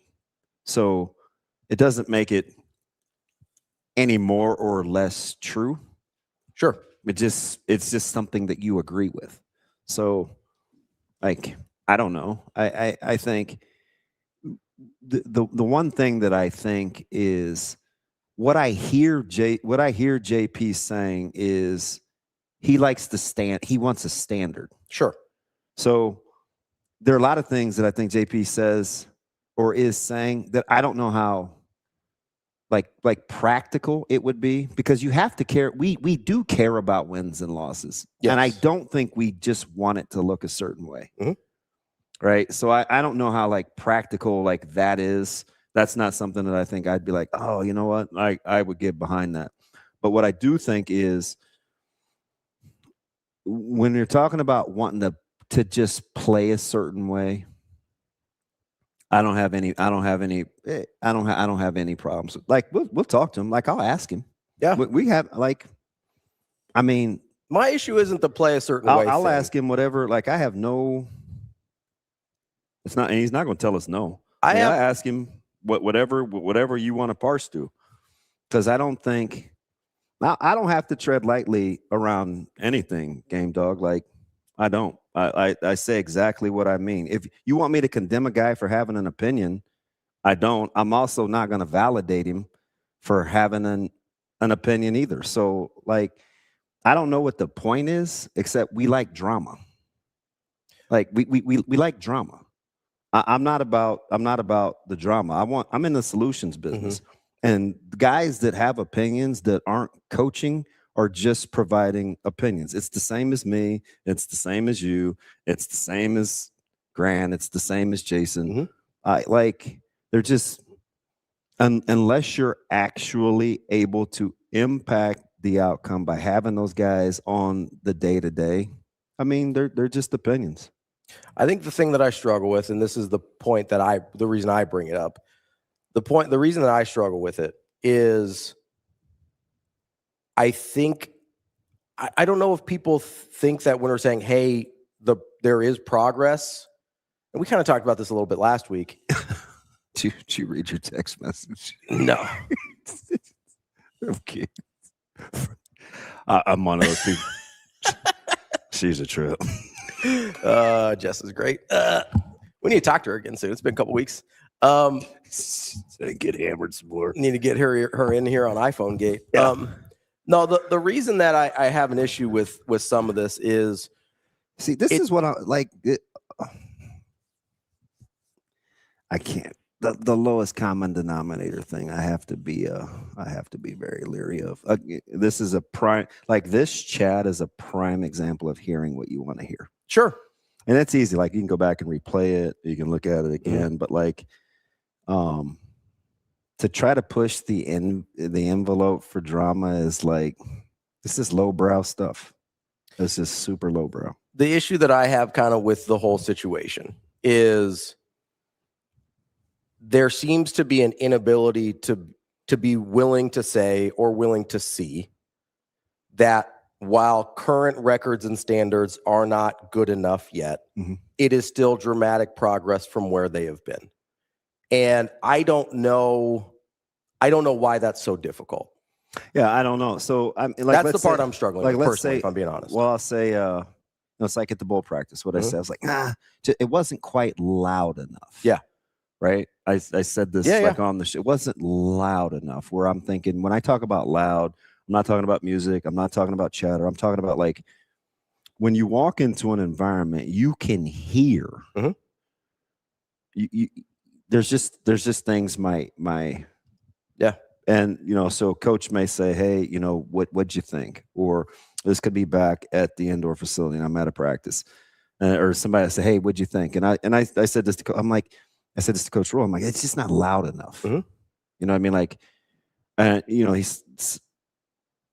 you get the explanation of what it is. Then I factor that in, and then I go back and I continually try to watch to see what it is that I think they're actually trying to attain. Mm-hmm. So in the meantime, I'm not really commenting on it because the data, it's not going to change overnight. Yeah. Right. But I can look and see and decide if I feel like they're moving in the right direction or not. Like it started with how you had to play up front. Sure. Right. When I come back and I say, hey, listen, you got to get control of your position groups. You have to get control of your meeting rooms. You like it starts there. I talked about negotiables. You need non-negotiables to start with. Those are things that I'm trying to give practical solutions to the same things that other people are talking about, but there's just practicality in it. Yeah.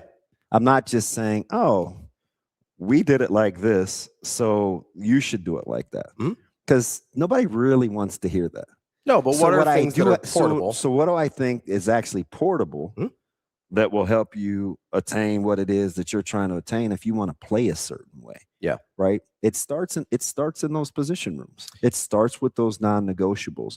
And when you hold people to those non-negotiables, and that's the focus every day, you'll start to see the parts that people talk about that they played with or we played with or played against or whatever the error. Like it'll start to manifest itself because it's definitely doable. So here's the question that I have that I genuinely don't know the answer to, right? Is when you're in a position of you're taking over a situation that's pretty bleak, right? Obviously there is you've got non-negotiables and there's a standard you want to get to. You've coached a lot more than I have and way more football because mine is zero amount of football. But as you're going along trying to achieve that standard, does it look different along the way without the standard actually being changed? Does that make sense? Does it look different? Like year one, the standard's the same. There's non-negotiables. But is there like progress steps to that standard that you can say, hey, this is a quality step here. There's still more to go. And that's not compromising the standard. You want a perfect example? Sure. Yeah, I would love one. We were playing cards, right? A couple of very successful coaches on the same staff. Yeah. We're having a conversation about hunters and gatherers. Yes. Right?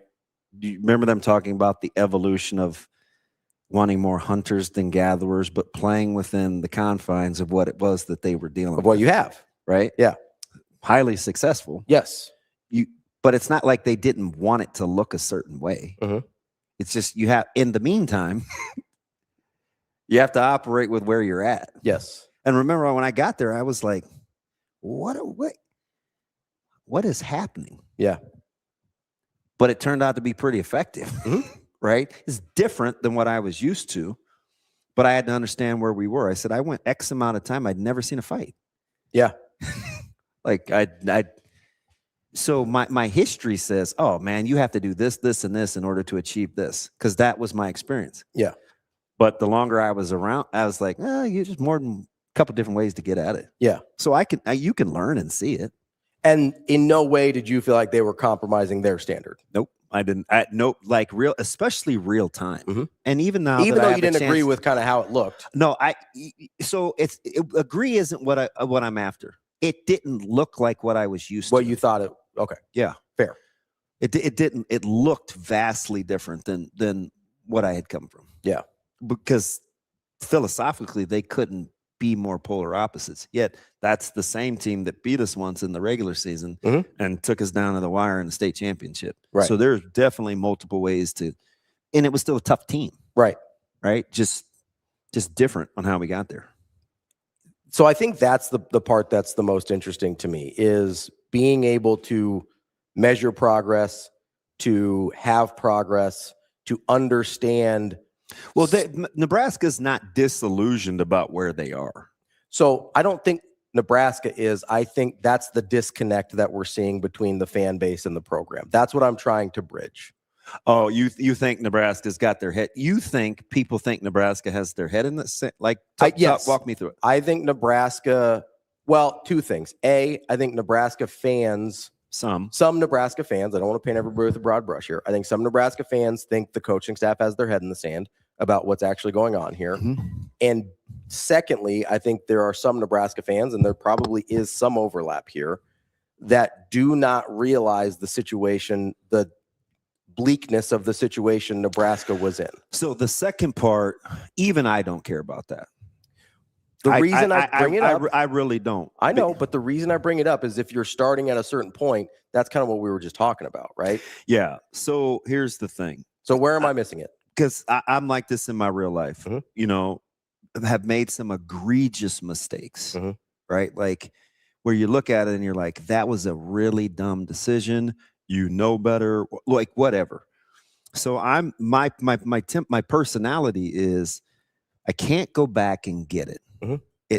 It's got to move me to do Y or Z. So I don't typically harp on where I was. I'm trying to figure out about where I'm going. So I just said this a couple weeks ago. When I receive information, sometimes it's not just to receive the information. It's how transformative can it be? You understand what I'm saying? It's like a lot of people just talk, like people just give you information and they feel like, all right, real communication was had. And it's kind of like this Western mindset, like culture standpoint, where it's like, bottom line it, I got the information, what's next? When you're teaching or you're coaching or you're in something where it's very fluid, you have to look more at transformation, not is just the information received or not. Like, am I doing something with it? When you talk about fans versus sports, we just like to disseminate information. We give data. Well, he hasn't won this, or they haven't beat that guy, or they're 451 yards rushing a game, or like that's just data. When you're in it, it's like, you know, I said something a couple weeks ago about Nebraska's rushing total during a season. And you look at the season totals and you're like, oh, they rush for X amount of yards. Being a part of that, I'm like, that's kind of a struggle. Sure. Right? Like, yeah. That was a struggle. Yeah. That was 5.4 carry. That was very workmanlike. Yeah, we had grimy. It was just grimy. Yeah. But you look at the total output and you're like, oh, that's good. We needed to be we had information, but how is it impacting us? That's the difference between just looking at data and trying to be transformed by it. Because anybody, like, that's why we don't do box scores in the paper. Like, anybody can do that now. Yeah. It's like, well, what does it mean? That's why analytics started, right? Getting inside the numbers. Then it's, all right, well, this game is being ruined by analytics because we're letting the data drive our decisions. Well, they're looking for the next part of the transformation. Okay, what's next? So you see the evolution of it. So when people talk, it's super polarizing because they'll hear JP or Grant or Foreman or myself, or they'll say something and they'll be like, well, it's just this. And it doesn't always have to be like that. It's like, because you always want to say, okay, how applicable is what they're saying really to the desired outcome? Yeah.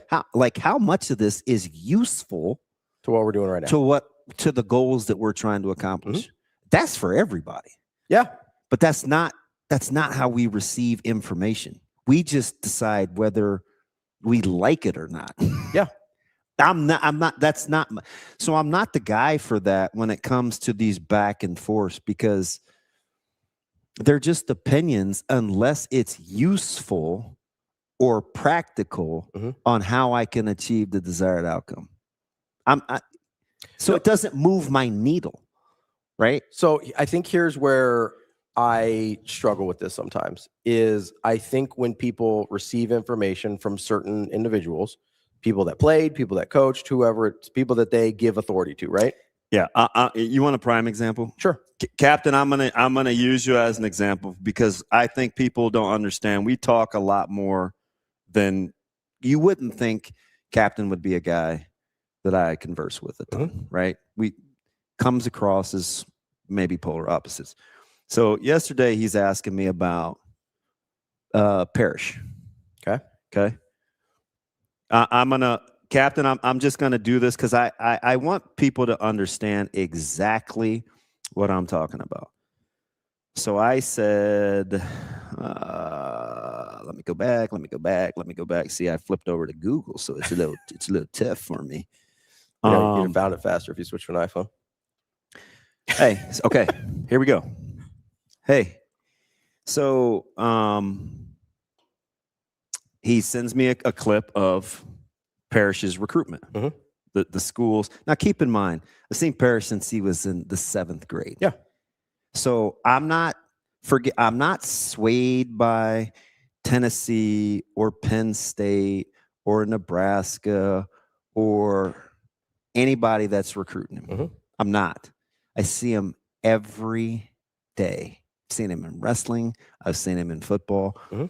So I can retweet the offers. I can pat him on the back. I can see him in the parking lot. Like I know what I'm looking at.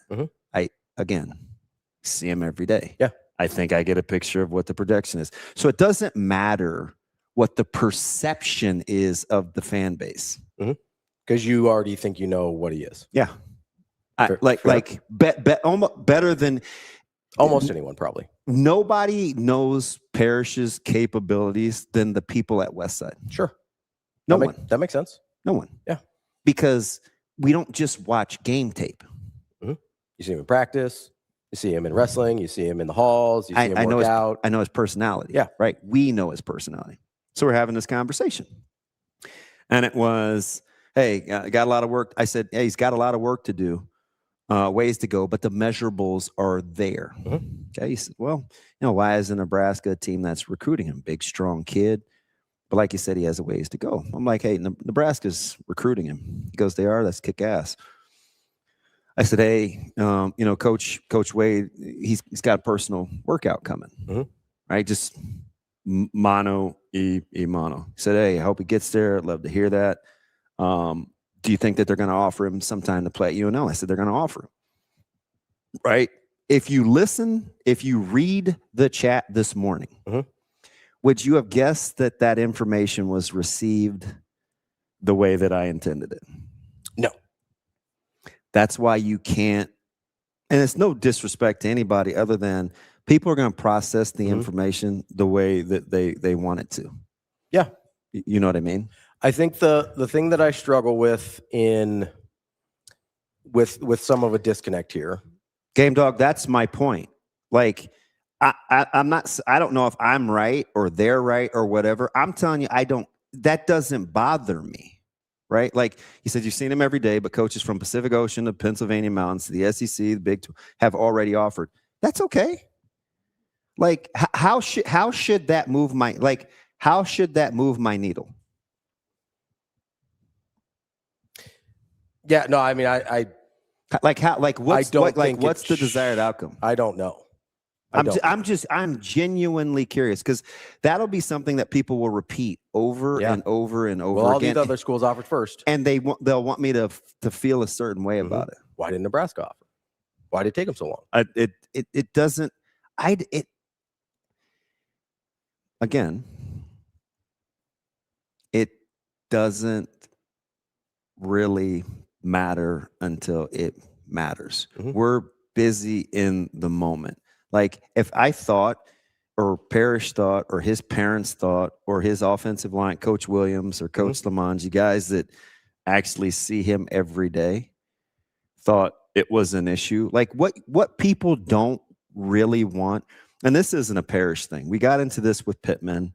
We've talked about it with all these recruits around the country. What happens is said school does something or they think something, so then everybody else does too. Sometimes you just have to, sometimes you just have to sit in the discomfort. Sure. Sometimes you just have to sit in the discomfort and see, okay, there's this opinion, there's this opinion. Where am I with this? And it's okay. Like, I don't need an immediate answer, right? Because if I know how Nebraska feels about a recruit and I know what their questions are or what their affirmation is or whatever, it doesn't like I can still pit it against what I actually think. Yeah. And I think that's how people should do. Just because people tell you something or they say something, like sit in it for a second. Mm-hmm. You don't have to. We regurgitate stuff that we think people said or did that we ain't even really process or hear. But when we're not moved as quickly or as fast as we want other people to process the information, it's like, well, what's wrong with us? I don't know. Like sometimes I think you just have to sit in it. Is there? I'm trying to. Listen, I can hear what Jason says. I can hear what Grant says. I can hear what Jay Foreman says. I can hear what like I just had this conversation. Like I can hear what people say, and it's like, all right, let me sit in this for a second. It doesn't have to be immediate like or dislike. It's like, I can take it for what it is. You know what I mean? So there's a couple things there. Going back to those guys that you talked about, the former players. I think part of my concern with that is you talked about practicality of opinions, right? Of what people say. I think people give authority to people of a certain status, either because they played or coached or whatever. Mm-hmm. And they assume because it's coming from them that it's practical. And so that's one concern for me, is we don't discern sometimes just because it came from a certain source, whether or not that's practical information or not. Yeah. So again, I'll just use myself because sometimes it goes the other way. Sure. Right. Like, I have yet to say, like, I haven't said like this is a 10-win team. I didn't say this was a 9-win team. Like, there's been no lofty expectations. That's been me. From day one. From day one. Yeah. The critics will say, oh, it's always this about in you, or even though I'll tell you clearly like where I think they need to get better. Yeah, absolutely. Or where I think they're actually good. Like just data. Yeah. Maybe I'll be right, maybe I'll be wrong. But it's just data. It's just things that I know. So it's crazy. It's like, whether how you feel about me, whether you like me or not, totally matters on the information, how you receive the information, no matter what my track record of accuracy is. Right. So if I'm coaching a team, or if I'm Coach Ravel or I'm Coach Bolt, or like, and you're actually in it, you can't be moved by that all the time. Problem is, we're letting ourselves be moved by that. Coach, like, he knows he's got to win. He knows he's been void in some areas. Like, you can't fight every one of those. You can't fight every one of those little, they like me, they don't like me. They like me, they don't like me battles. You're just going to be miserable. Can I go back to the recruit thing for just a second? Yeah.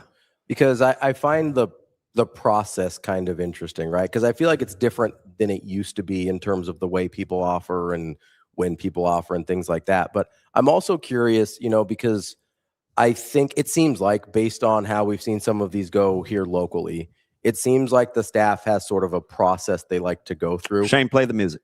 Is that fair? Yeah. And I'm wondering if, I assume other schools do as well. They have a process they like to go through. In your mind, does it, or from your knowledge, I guess, maybe both, does it differ when it's, hey, this guy's local? Do we have a different process than a guy that we have to go, we're going to see less of because they're further away? Yeah, it's different. Okay. It's definitely different. Because I think that matters when we're having a conversation about a guy like Parrish too, right? Where it's like, hey, these guys that they're further away, so they don't have. It's different. Okay. Because I do find that part of it interesting as well. Just had this conversation with Missouri. It's definitely different. Yeah. And I think that's something we don't always think about either. Yeah. Take a quick break. That's DB. I'm Ravi. Lulla. It's Hurrdat Sports Live. What is one thing that the fans can be enamored with your style of play? What's the thing you hope that just jumps off the page? I'd say a little bit of a sneaky athleticism. Kind of people underestimate that about my game, but if people close out hard and I get a lane, I'll go up and dunk it from time to time. More than just playing in the system and linking. I mean, obviously you probably paid attention to the run Nebraska had and the fans that were in Oklahoma City and the, sold out arenas and all of that. Is that another maybe draw for you? Yeah, absolutely. Just talking to Coach Hoiberg, he said that was probably the loudest game that he's ever coached or been a part of. And I saw on social media, Coach Byington said the same thing. So just being in that type of environment is going to be awesome.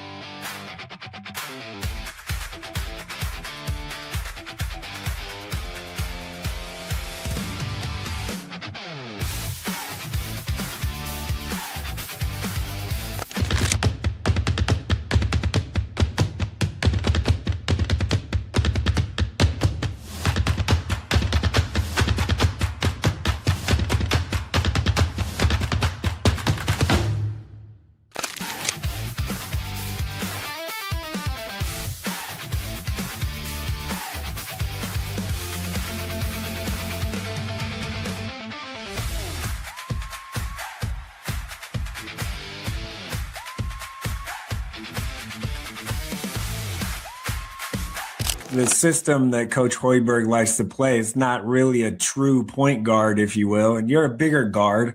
Right. It's 6'5", and really, did they say, hey, we can use you a number of different ways? It feels like, you can play multiple positions, if you will, but I'm guessing you'd be a primary ball handler in the system. Right. Yeah, right. Yeah, I mean, we watched a little film throughout this recruiting process, and I've watched Nebraska. I love watching hoops, so definitely watched them, especially this last year. I have played point guard like my whole life. I feel comfortable doing that, but I think ultimately I'm a basketball player. I feel comfortable. Like, I think my first year playing at UVU, at one game I had to go and play the 4, and I was guarding, some dude way taller than me, and I feel comfortable doing everything that I think anyone can ask me to do. But also I think there is, in this system too, you said, maybe not a true point guard. I think a true point guard that can just help everyone do what they need to do would be a huge benefit. But also that, I don't think that limits me. I don't think that limits the guys that are on the court. So ultimately at the end of the day, I think we trust this great head coach and this great coaching staff and the great players that are already here to make it work. I'm just trying to find my way in and to help the team.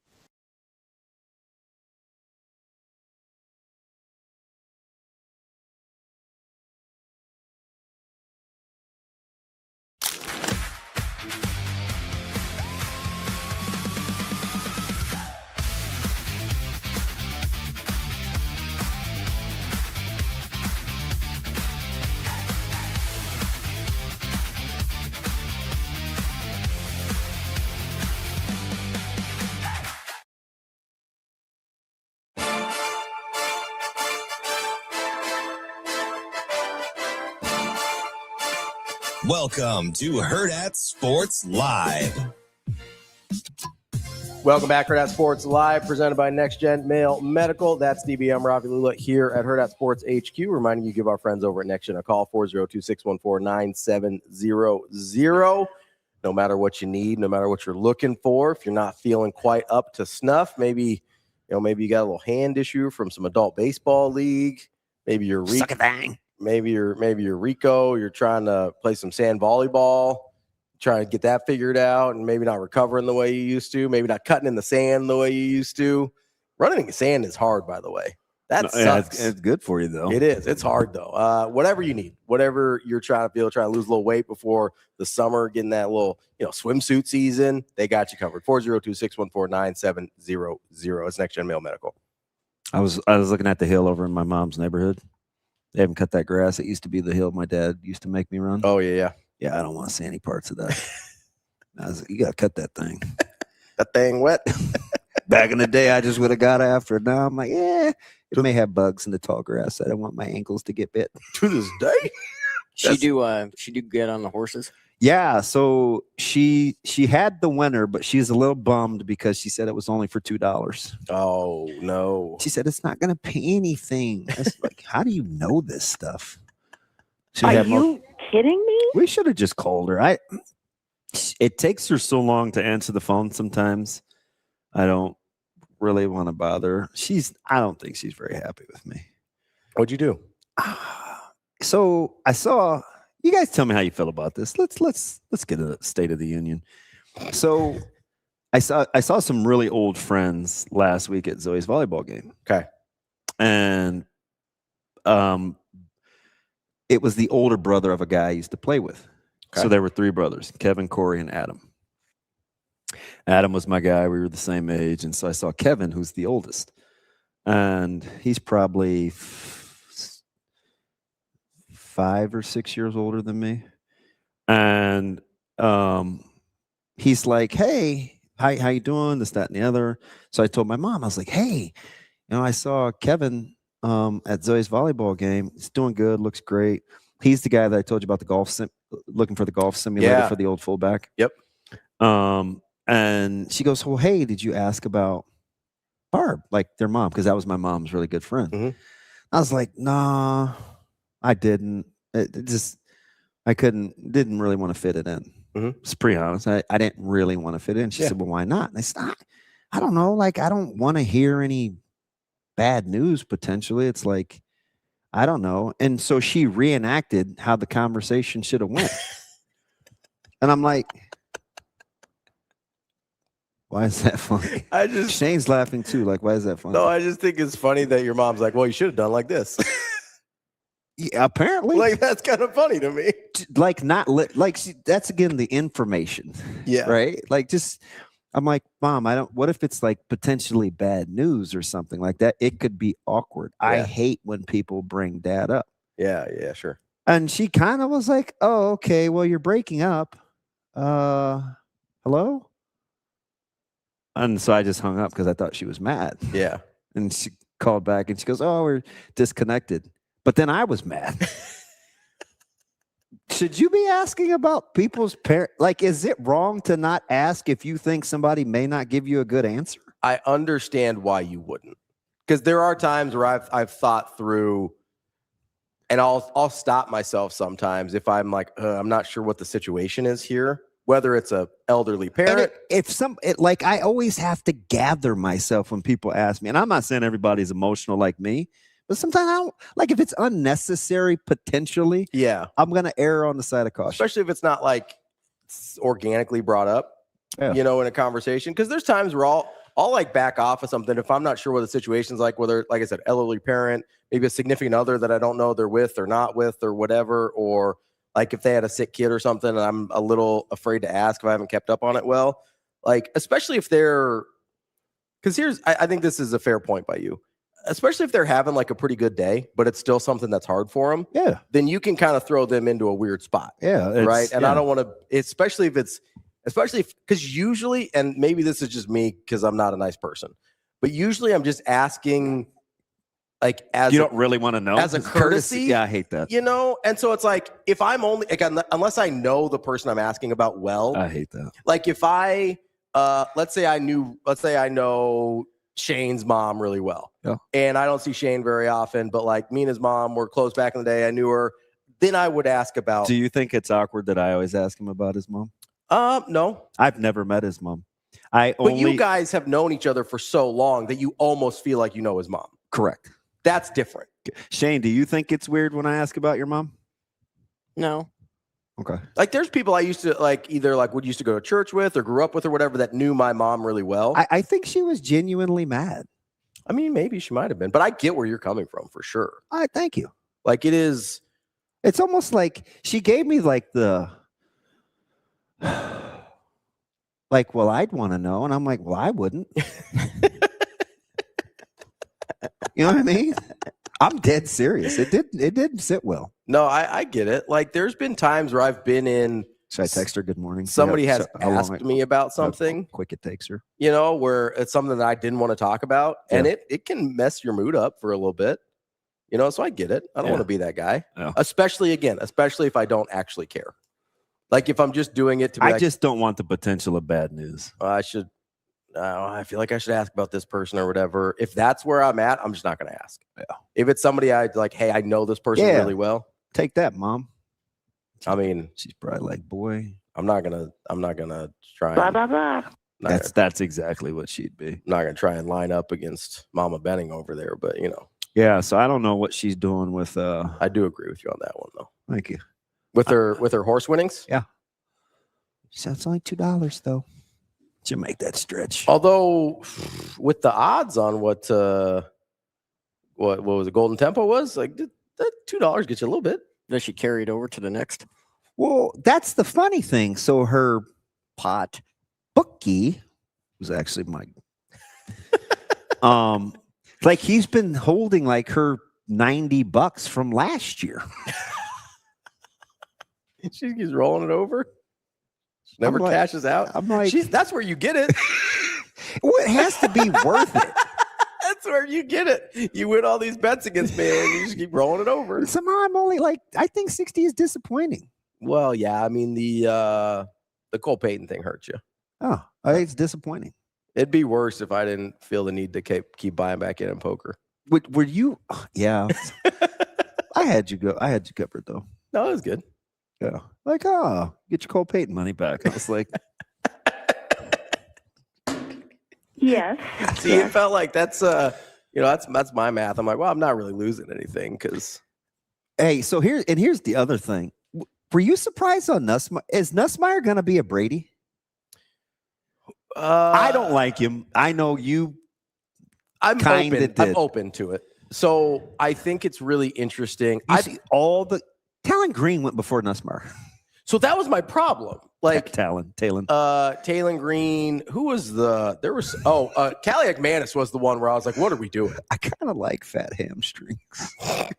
I think it's because I have fat hamstrings, but I agree with that take right there.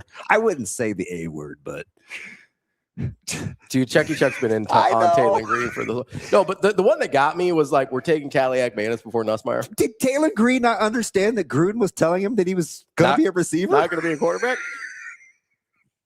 Like, I was like, yeah, I don't know. I didn't like that interview very much. I'm a quarterback. Like, I don't understand how some of the guys. I understand, like, absolutely. I thought the 1-1 pick or talk from this time last year was overdoing it. I understand why he fell out of the first couple days. Some of the dudes that got picked ahead of him blew my mind. Yeah. Also, I think it's a really good landing spot for him. I will take my chances with just about any quarterback with Andy Reid and see what happens, right? Especially if I think they have a certain talent level or processing ability. So I think that you've got that going for Garrett Nussmeier. And again, we talked about all film teams. For his junior year film is pretty good. It's not 1-1 good. Like, it's not first overall pick good the way people were talking about it, but it's pretty good for a guy you get in the 7th round. 100%. And he played against a pretty high level of competition, obviously, in the SEC. So we're sitting here and I go, okay, really good value for Kansas City. Really good situation for Nussmeier on a guy that's probably, I would say definitely better than a 7th round pick. Mm-hmm. If Nussmeier had gone like the 4th round, would you have been stunned or thought it was overdone? No. Right? Like, that's about right. 4th round felt about right for what Nussmeier's season was. He was banged up. You get him healthy, you see what happens. I don't think he's Brady, but we might be talking about like Purdy. Yeah. Yeah. I don't. It's just weird how far we thought he was the guy that was capturing a lot of late momentum. Mm-hmm. And he didn't get And he didn't get any. The only guy that had late momentum really was Carson Beck. Yeah. Like, that came to fruition. Yeah. That went, although, where are we now with the McVay thing? Like, do we believe on the now? Ty Simpson deal? Yeah. No, I don't buy it. Oh my God. I'm not buying it. I'm not buying secret meetings and secret interviews. So everybody's just fibbing, huh? I'm not buying it. Nah. Okay. Listen, I don't think everybody's fibbing. I think that those things probably happened. I think the secret interviews and all that stuff probably happened. And I still think there could have been a part of McVay that wanted a piece that helped this year. Yeah. Fair? Yeah. Like, not saying anybody's making stuff up. And on some level, I'm sure McVay understands why that pick was made, right? You're looking down the barrel of a 38-year-old, I think, quarterback, somewhere in that neighborhood. In Matt Stafford, you probably have to start making some contingency plans sooner rather than later, especially, guys at that age start to get banged up a little bit more. I think he probably understands it on some level. Just the same way, on some level, I understand why, if you're the Golden State Warriors, you want to take some of those draft picks rather than trade them away the way I wanted them to, right? My issue becomes, A, the way they were used, and B, I still think you'd rather try and maximize the championship window now with a guy that can win a championship. Yeah, but they can win a championship. Absolutely, they still can. And I even tried to explain it before I knew the story. Like I said, you got the extra pick with McDuffie. Can I ask you a question, though? Go ahead. Do you feel like they'd have a better chance to win a championship if Ruben Bain was on their team this year? Yeah, but I think you talk about it.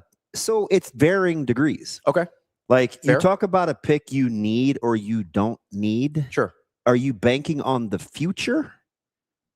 Is it more of a need to think 2 years from now or to situationally play a guy because you have an elite D line already? That's totally fair. I think that's fair. That's how you got to think about it. That's a fair question. Plus, would you have got full disclosure? Yeah. Why I'm happy because Ruben Bain will be an All-Pro with incredible situation with Todd Bowles. Incredible situation for Ruben Bain. And I honked for Ruben Bain, so I want to be right. Maybe he's a bad example positionally. Let's say had they gone receiver at that spot, we feel like they need a receiver, right? I don't feel like they do, but. Is that the position you would have chosen and that would have helped them the most immediately this year? No, because I think it's hard to step in and be an impactful receiver for the Rams with what they want to do with where Stafford is. I'm not sure that passing offense with the multiple tight ends, you're already trying to move off of Devontae Adams. You have Nakua, who, if you saw him a couple of days, he looked fantastic. Like if you like their receiving core, those guys are pretty advanced. They're building on what they've been doing the last couple of years. They're not installing right.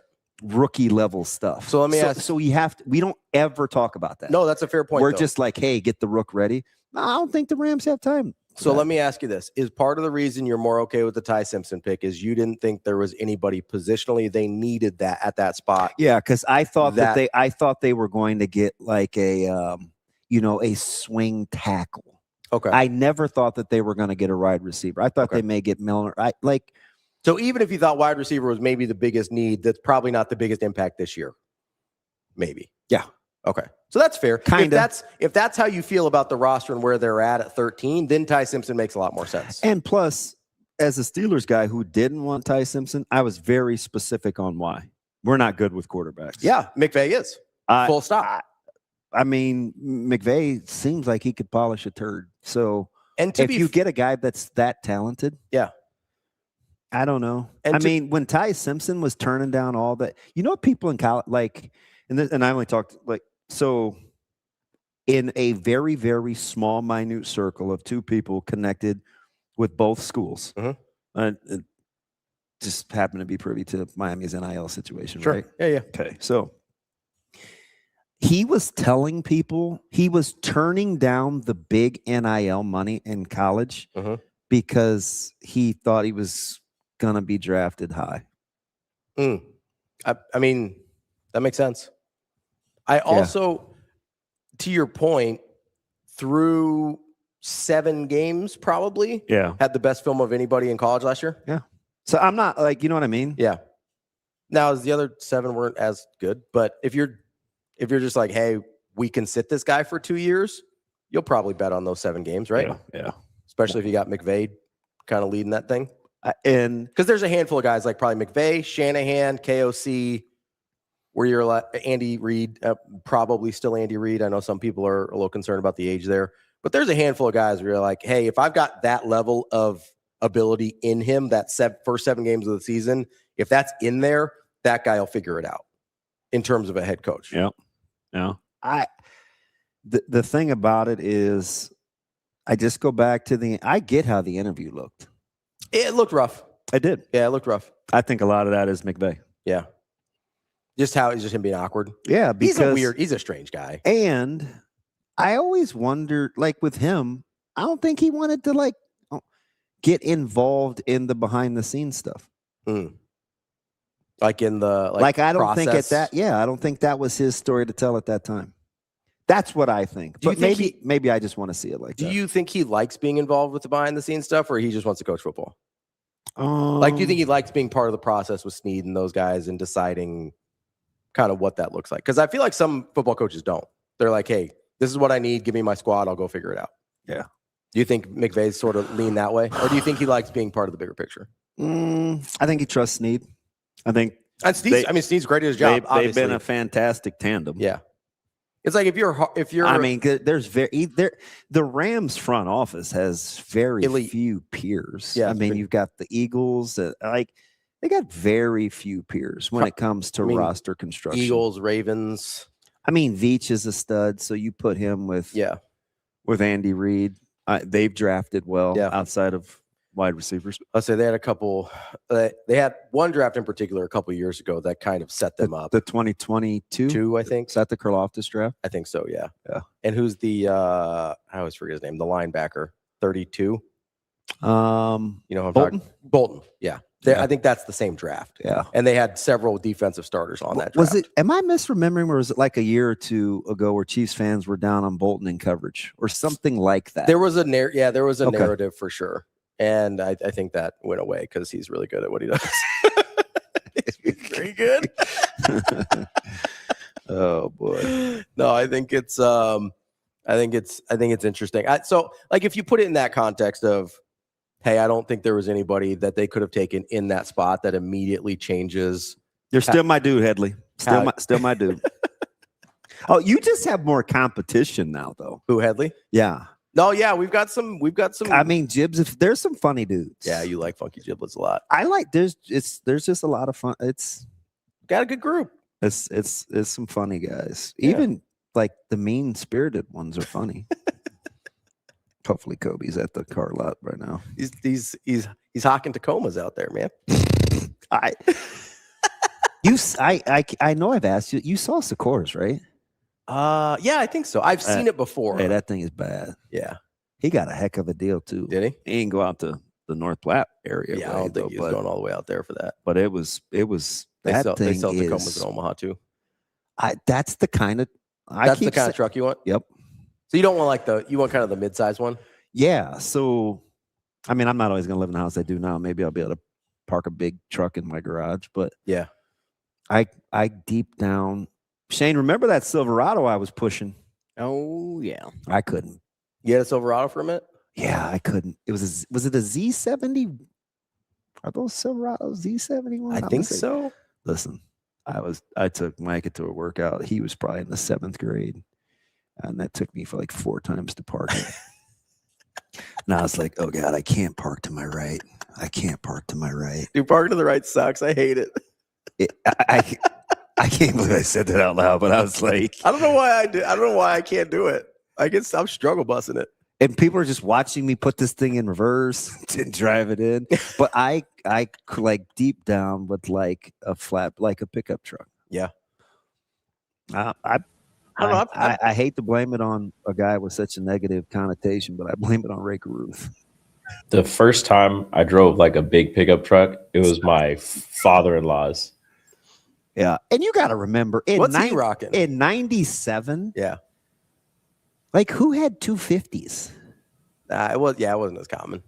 People weren't like the oversized pickup thing is like, I think and it was silver and it had like 2 wheels. It had like the double wheels in the back. Yeah. Yeah. with the two exhaust. It was a pretty truck. That's unnecessary. And he was little. Yeah, what's Ray Caruth hauling in that thing? Never mind. CDs, right? Wasn't he your CD guy? Yeah. Sam Goody, was that the spot? Hey, and Bianca Patuca took me to get HDMI cables. We were just graduating from audio visual jacks. They were not. No, they'd have been the RCAs. Whatever they were, they weren't red, yellow, and white. It was a different way to connect video games. Oh, I bet that was the S video cable because HDMI didn't exist until it was 2000s. Yeah, whatever. I say you old. That was an HDMI. It's unnecessary, Rico. You're taking shots out of here. You still mad about the first hour? Yes. Wait, are you being serious, Edley? Because there are a couple teams that should have got invites that haven't yet. If you're serious, I'll hook you up. All right. Battle in the Boneyard. Let's do it. Yeah. I don't know, man. Who's that? Are they? What's the age range on that? Like how many? You can go 12U up to I think 17U or 18U. Okay, so it's basically middle school, high school. Yeah. Okay. Well, it's going to be highly competitive. For some reason, I thought it was just high school. I guess I didn't realize. I don't know if you need an invite though. Is Micah playing? Yeah, he's playing with Domo. Oh, that's right. Yeah. Forgot about that. Hey, I listen. He was not my good buddy. What did he do this weekend? Breeze? Yeah. He was fine. Yeah. Yeah. I was talking. Game Dog said me and Ray Caruth being buddies. Like we went. There was 4. We went shopping. Yeah. No, I know. You told me the CD story. Yeah. He dropped us off at Circuit City. He dropped me and Bianca at.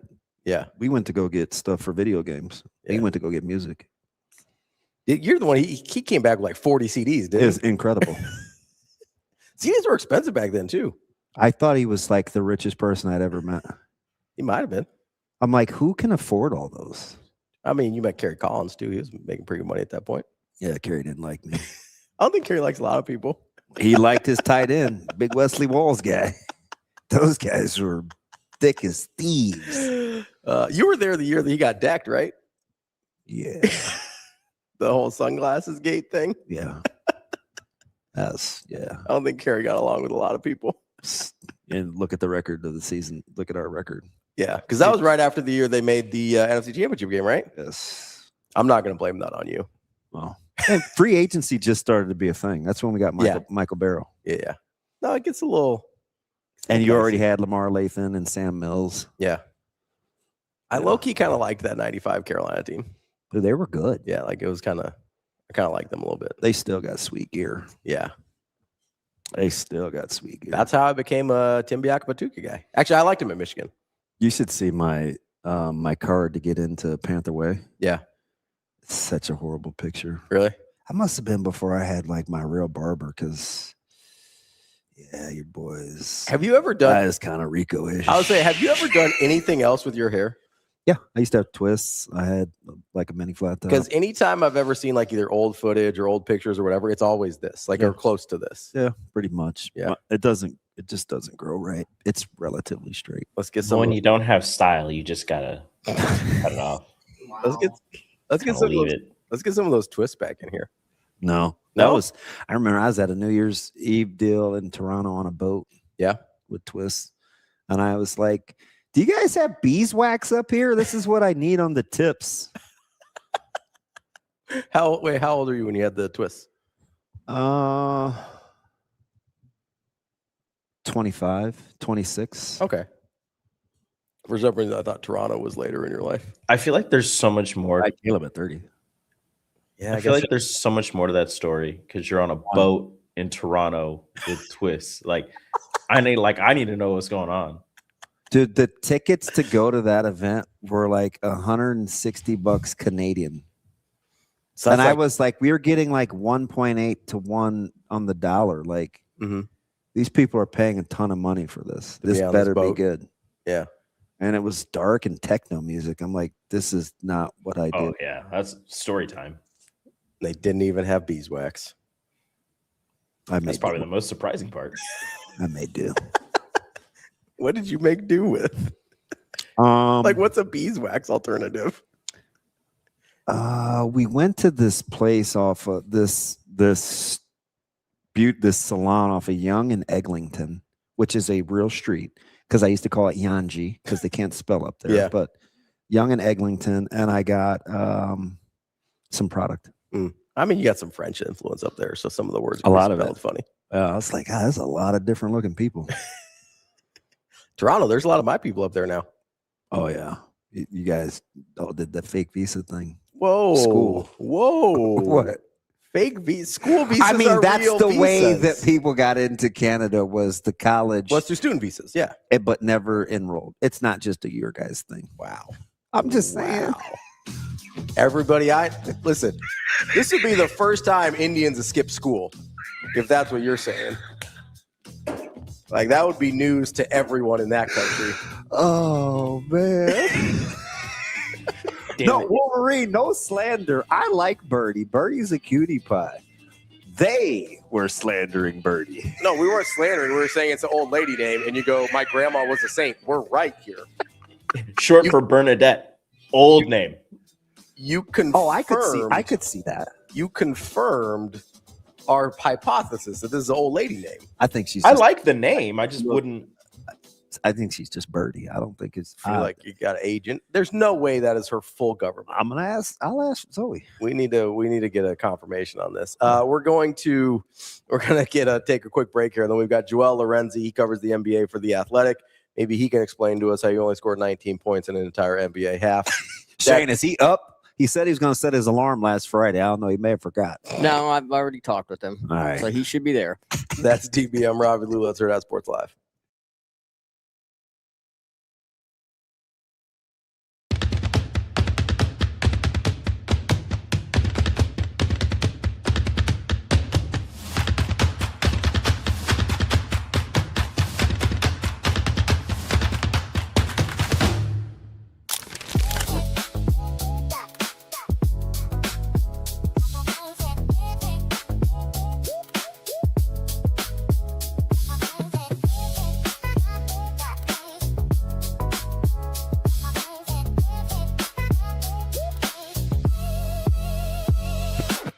I want to talk about your relationship, I guess, with Price. You grew up, or didn't grow up, but you played AAU with him with D1 Minnesota.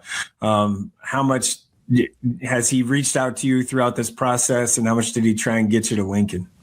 Yeah, right before I went on the visit to Lincoln, he just reached out and was, just, hey, hope things are going good. If you have any questions, feel free to reach out. And then he was kind of like with me throughout the whole visit, to be honest. My dad and I got in. He had dinner with us. And then, throughout the day, we saw him throughout the facility. He kind of showed us around his apartment. And then he was at dinner that night as well. And then he showed me around Lincoln a little bit, just kind of around campus. So he was definitely a big part of it. He was been awesome, helpful, answering questions. We asked him a lot about, what the team's like, dynamic, how things work. And he was awesome in helping with that. So, yeah, he definitely played a part for sure.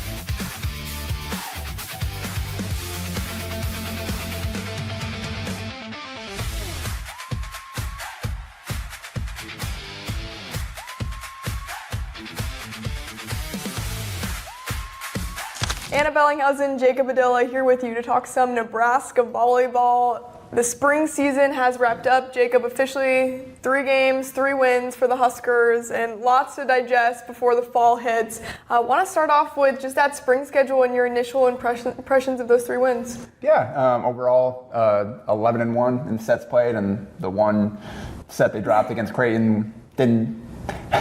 They ran a 6-2, and Danny basically promised that we're not going to see that in the fall. So it was kind of a throwaway. She wasn't really worried about it. They got rolled in that set, but they played really well up to that point. So overall, I think just be happy. You have to be happy with how I think she was able to accomplish everything she wanted. Mm-hmm. We saw basically equal playing time. Everybody basically split the matches, like 2 sets apiece in all the 4-set matches.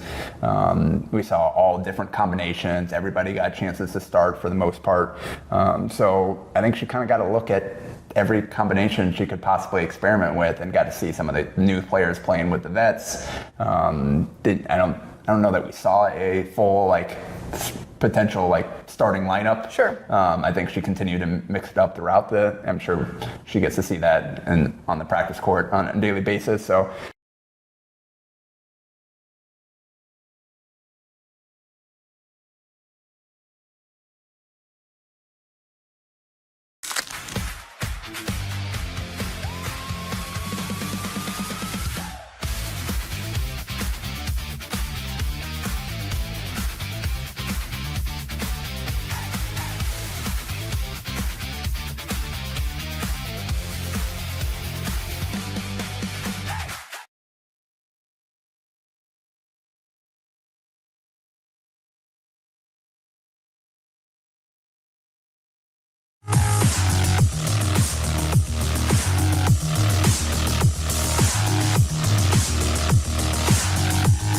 You're listening to Hurrdat Sports Live.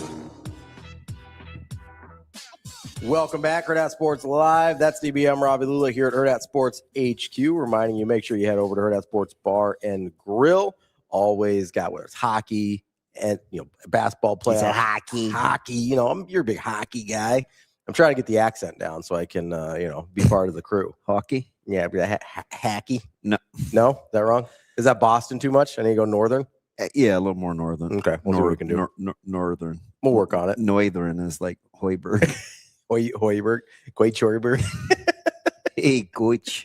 Hey, Coach Hoiberg. Yeah.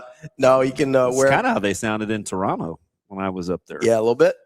Well, there's no Hurrdat Sports Bar in Toronto, but there is one right in La Vista, so make sure you go check that out for all of your food, sports, whatever needs. Maybe you just need a little drink. It's all good. Food, sports, beer, drinks, whatever you want. Hey, Shane, so my guy, he did set his alarm. We're good to go. He's here. There he is. We got him here. Joel Lorenzi. What's up, buddy? How we doing?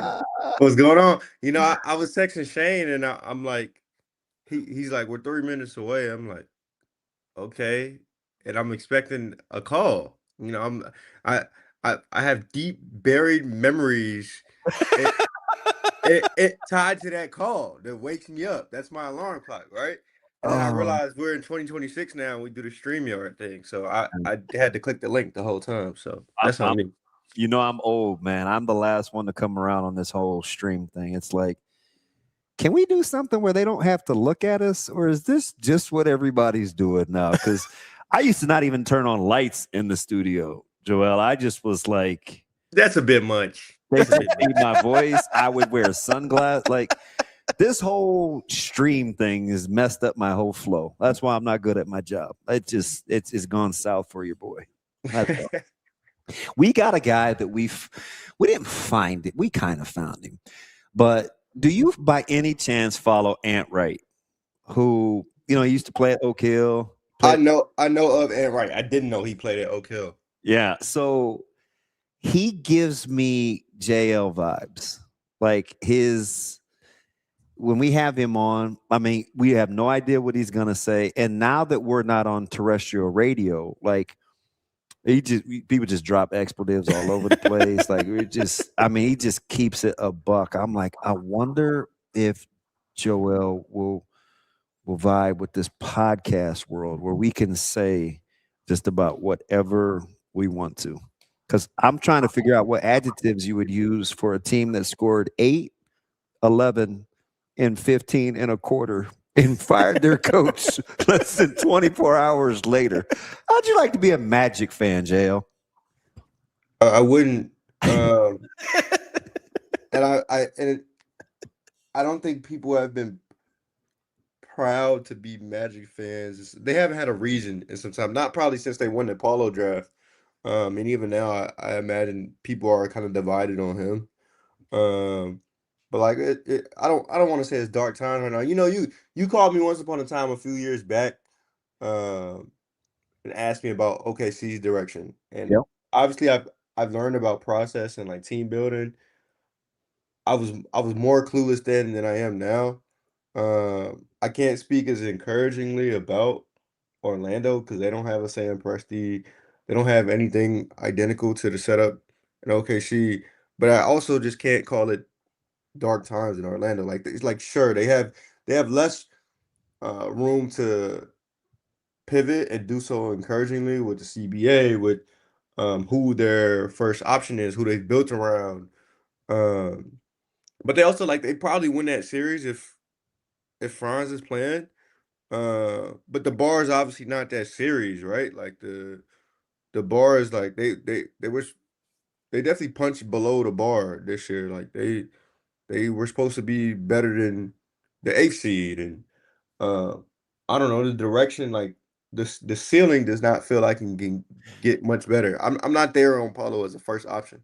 Okay, so that's my next question because you referenced him, and I think we got a little spoiled his first year and a half.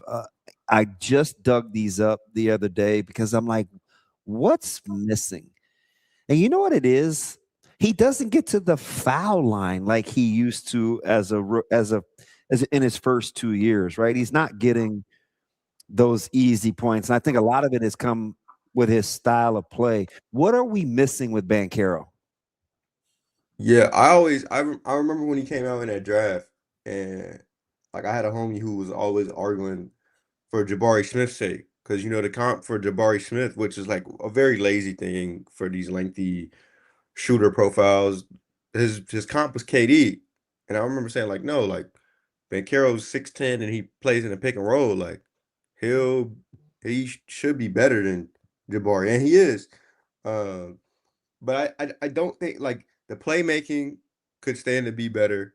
I think you're seeing a trend with some of these bigger ball handlers. Like Cade was very turnover prone in that series. Granted, he could stand to have better surroundings and better spacing. They play 2 non-spacers. But like the big ball handler turnover, like the turnover efficiency and the playmaking could be better. And then the other thing with Banchero, which is like this is not a new talking point, but his tendency to take tough shots over like using his frame, like his body is like been ready. Like that was one of the best parts about him when he entered the league. His frame is crazy. And I don't know that he always has a tendency to use that over his shot profile, which might be short jumpers or just jumpers, period. Joel, when you're looking at, and we'll get off Orlando here in just a second, but I did find it super interesting, right? Because they make that huge Desmond Bane trade in the offseason. Do you think they misevaluated where they were at to think that Bane was like a missing piece? Because it never, especially what they gave up for him, didn't make a ton of sense to me. Yeah. But like seeing what they were as a team, they obviously thought Paolo was something that he at least isn't yet, right? Sure. I mean, but generally, I think it's right to say that they misevaluated. But also, like, when you're in a market like Orlando, like the standards are different. Like I remember when people freaked out over what Tim Connolly gave up for Rudy Gobert. And I thought at the time, like now it's like Rudy Gobert has kind of been worth all those first rounders they gave up. Like he's been great. He's one of the best players in their franchise history, and he just gave Jokic his worst series ever. Don't get him started. But my point is that the price Tim Connolly paid for Rudy Gobert was kind of the price of doing business when you're in Minnesota. Like that's kind of what you got to do. And I think the standard with some of these small markets is just lower. Now, Minnesota built a championship contender. These moves in a vacuum, I think, are different. But But Orlando, yeah, they misevaluated where they were, but also they're operating under a different standard, I want to say, than like a Lakers or something like that. Like when you're generally giving up a lot of unprotected for anything other than a first option is like probably it looks bad in recent years. I mean, the Mikal Bridges trade is like hard Yeah. to justify, Yeah. but I don't know. Yeah, I think it's the standard at which they operate. Like, is a championship really what they want, or do they really want staying power in the East? Like if Bane had gotten to an Eastern Conference Finals, you feel like they feel like it's worth it. Yeah, of course, because that would be like that would exceed their standard. I mean, they haven't been to a final since Dwight Howard. Like the standards is just different there. So let me go back to not back to, but let me go to OKC because I asked you about Presti and the highs and lows, and he went from being vilified to wow, this guy's a genius, right? You move off of 3 young stars. What is it about his staying power that's allowed, especially now when the league is built now, so you can't kind of keep your guys? Like, how have you seen him evolve? You said more in these last 2 years. What is it about? What does his evolution look like? Yeah. Well, he got in this when he was 29, man. So he's had like a lot of time to learn from mistakes, and I think that's one of the things. He's not stubborn. He learns from his mistakes. He understands the climate. Like I imagine he's one of the first people getting well acquainted with this new lottery system before it comes in place. Because he was one of the earliest minds on this current CBA, which like changed the entire landscape of team building. He was in on it earlier, and it shaped the way he built this team, and it's why they're so much better built for the future than anybody. He understood the value of picks and got this treasure trove of picks from the Clippers. And now, in order to sustain a sort of cost control team, like he has this, like obviously Shea is irreplaceable, right? He'll be the most handsomely paid guy in the NBA probably for as long as that might last, because Jokic is going to have to get paid. But as of right now, Shea's deal has him as the first $70 million man. That's fine. That guy's the best player in the world right now. J-Dub is on a contract with no escalators. I think Chet's contract is de-escalating. So he has them on good deals, right? And that's the core you need. The rest of the guys that are like that might have some redundancy, like Lou Dort, Case and Wallace, Lou Dort, remember when Lou Dort, he was making like 18 million. People were like, oh man, he ever paid for Lou Dort? Then like a year later, it was, oh man, Lou Dort's stealing. Now it's here we go. and like pretty soon they're gonna have to make a decision on him, right? Because of where they are and where they might hover with the tax and Isaiah Hardenstein's deal. He's wildly important, but because of what Sam learned about the CBA, he still has all these picks, and he can kind of just continue to draft readier players or people at that position. Like let's say Lou Dort's time is up and he targets another Lou Dort in the draft. Like he can kind of do that or use those picks, because you can't possibly use all the picks. You can't roster all the picks. So package the picks for other guys. Like it's the assets and the value of the assets that's grown, and his anticipation for where the league is headed. To me, that's what's helped keep him at the top. It's interesting. I won't just monopolize your time with OKC, but your best player plays 68 games. Chet plays 69. Dort high 60s. Like their guys are playing. You think that's part of is that intentional when you're looking at how that organization has been so unselfish? The thing Sam always talks about is like sort of screening for a certain type of guy, like a character he wants in the building. And it's why they seem like abnormally close for they do for a pro team. Yeah. Yeah. And I only mentioned that to say that like I think they just have guys who like want to play. Like their guys want to play. Like the only guy that you really worry about during the regular season is Alex Caruso, and I think that's a guy that they know because he plays like a football player, because he plays with reckless abandon. You gotta dial back his minutes in the regular season because he's a postseason guy. But generally, I think they bring in people who want to play. It's simple as that. So you mentioned that you think OKC is the team best position moving forward, and I'm not going to argue with you on that.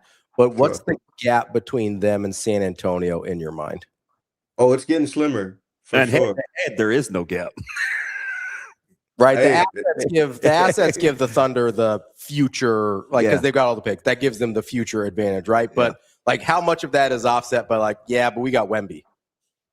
Yeah, a lot of it, man. Like I call Shea the best player in the world right now, and this stuff moves. Like I don't do a straw poll week to week. Like I think it's safe to say the consensus now after Jokic's last round and after the season Shea's had from October to now, he's probably the best player in the world.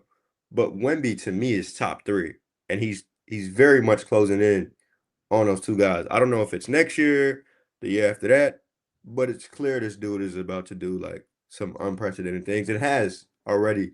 So the gap is closing, man. What I like about the Spurs, and I could tell they were ahead of schedule when they went to Vegas in the fall.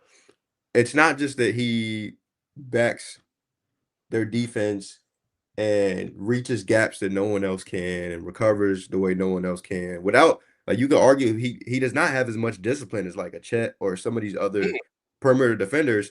He's just incredibly gifted, and that'll come with time. But it's not just him being back there, it's that they have 3 competent ball handlers who can run the offense beside him and shot clocks and Steph Castle, De'Aaron Fox, and Dylan Harper. Most of the best teams have 2. They have 3. Fox and Harper coexist is fascinating. Yeah, they make it work, and we'll see when they play a team like the Thunder, because that's like their one true foil at this point. I mean, we're kind of gonna just sim through the second round, I think, but like that it works, and they'll have to make decisions on that maybe eventually. Dylan Harper is gonna get good enough to where they won't have to care about it. He's gonna be an all-star, I think. But it's a scary thing. It's not just Wemby. It's that he has great guys beside him who can run the offense already, and eventually they're gonna plug the gaps of like Harrison Barnes with like better players. He's gonna have better role players at a certain point. Maybe next year, maybe the year after that. But they're gonna have a real team around a guy who's like, as of next year, probably gonna be a 99 overall, which is terrifying. How impressed have you been with you mentioned Dylan Harper, you mentioned Stephon Castle, guys that weren't necessarily a given in the draft process? Like Harper had some detractors. I don't know if people saw this in Castle. We argued, Joel, this is going back to your Big East days. So we kind of debated about Castle. And what he actually was. Was he a primary ball handler? Was he not a primary ball handler? Like, they've done really well with guys that there was, like, obviously Wemby was like, everybody knew he was 1-1 and everything like that. And as long as the health stayed, people felt pretty good about that. But they did well with guys, even like going back a few years, like Devin Vassell. Like, that's a guy that not everybody was sure. Like, they've done well with guys on evals that weren't a given. Dude, Vassell plays 30 minutes a game. Dude, I like his game a lot. He's a really good role player. Wemby doesn't play 30 minutes a game. Joel, you talked about OKC's camaraderie. The Spurs have 9 guys that play 21 or more minutes every night. Yeah. That's crazy. Yeah. They've got a good rotation. And they've got a good center rotation at that. I think part of what's helped. Yeah. Part of what's helped OKC too is like a 20 night guy. Part of what's helped OKC is like lineup versatility. Like, Hardenstein changed their whole thing. Like, it's one thing to be able to, like, Hardenstein brings playmaking, and he's also the best screener on the team by far. It's not close. But like, besides that, you force Chet to be a 4 in certain lineups. And you still have the death lineup where Chet can be the 5. And I mean, we call it the death lineup because it's been their most efficient, but like also like Chet and Hardenstein is getting pretty efficient. Like, they killed the Suns last round with that lineup, and it's only getting more experience. But it's the lineup versatility you need, that you could throw Jay Will at the 5 in certain lineups, or and I think the Spurs are they've got a pretty good center rotation themselves. Like the fact that you could play Wemby next to Cornette is like that's absurd to me. Let me ask you about Philly. You think they say it outwardly because it's Embiid, where hey, it'd be cool in a secondary or sometimes tertiary role, depending on what's going on with the Sixers? Or do you think the Sixers just try to acclimate to when Embiid's feeling like he's on his game? Ask that again. Do you think the Sixers say outwardly, hey, Joel, you don't need to be the guy. Like second or third option is cool. Yeah. Or no, yeah. they just wait for him to feel good and then kind of vibe off of that. I think it's both of those. Like I'm it's pretty much been Maxey's team for like a year and some change now. Like that's you have to operate under that guys because you just never know when Embiid's gonna play. But you do know if you get the percentage of him that showed up last round, that you have a chance against a lot of teams, and he could do some of the stuff that he did and create cross-matching issues and to sort of warp a defense and give you different late shot clock things. Like he's still, I mean, I don't have a ranking at the top of mine, but the player that showed up last round is easily a top 10 player in the league right now when he looks like that. And so, yeah, you kind of, you certainly have to, you can't be rigid. You have to adjust to that when you get that percentage of him. But I think they know, like Maxey had 2 drives at the end of the game that are like, to me, yeah, that's the guy, Yeah. And they've been operating under that guys for a minute now. And when you're looking at the East in general, I mean, is there anybody you think? I mean, it feels like whoever comes out of the West is winning this thing, right? Or is there something? I don't see a real East contender. I've been kind of down on the Knicks the whole year. Now it's like they got the easiest path to the finals right now. Like, wow, you think the Sixers are easy? I cannot do. Do you see the Embiid is like getting yoga stretch on the sideline? I get what he's doing on the sideline. I get it. They're talking about his whole right side is like, like dysfunctional. But it's not. Like, how can you bet on that in a series, man? I can't. Yeah, I get it. And so we're back to, I love Maxey, but we're back to Maxey first option hoops. We're back to depending on Paul George. Paul George actually had like a pretty he looks like series. Yeah, but like these are the things you're banking on. These have been like shaky things for years now. Like, why are we banking on it? I know one thing.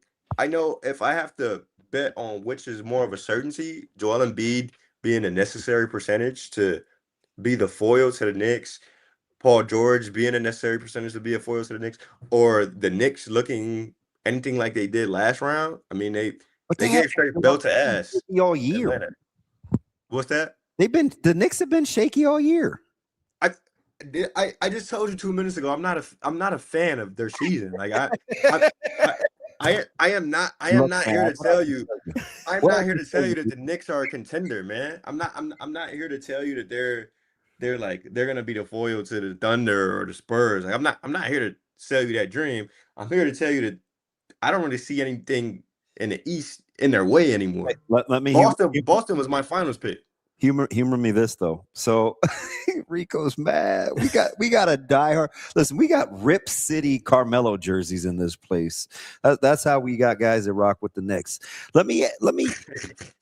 So, the Knicks sprinkled in Josh Hart early on CJ to kind of neutralize him and later on in that series, but couldn't do it all the time. Sure. Brunson still has to defend. That backcourt for Philly, like they're going to be a nightmare for the Knicks to defend. I don't think it's going to be an easy series. I'm not saying that, especially if the Sixers look anything like that. Like I'm telling you, when Embiid looks like that, they're a real threat. But I'm not counting on it. The most dangerous team in the playoffs that was flying under the radar. If they're healthy, I mean they're pretty scary. Yeah, if Orlando had Shai Gilgeous-Alexander, they'd be pretty scary. Since we're dealing in ifs here, Still tough on me. Still tough. That's why we get along. All right. So let me ask you something. We're talking about kind of stockpiling picks and kind of how you're running the program. Yeah. What options do you think Detroit clearly is what they are?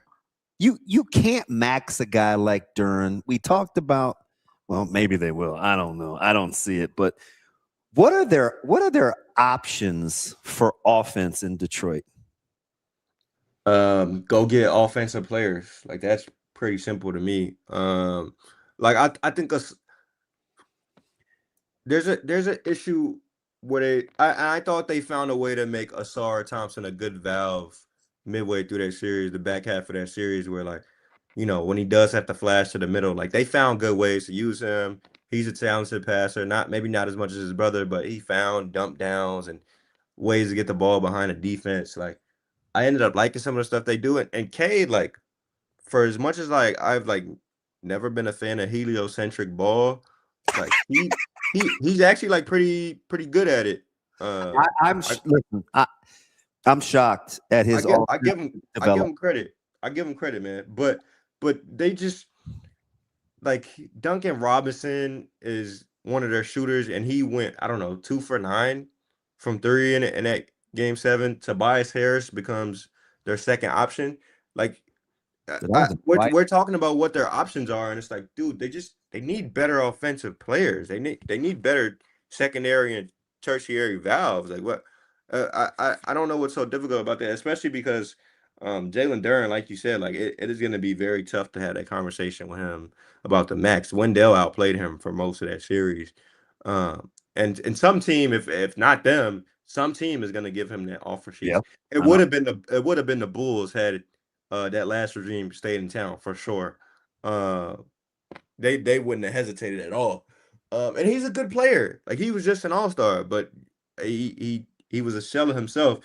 Point is, they need better offensive players, man. Like Cade should not have to become heliocentric. I'd like to see Cade with a secondary ball handler, like a real guy who can run pick and roll beside him and relieve some pressure.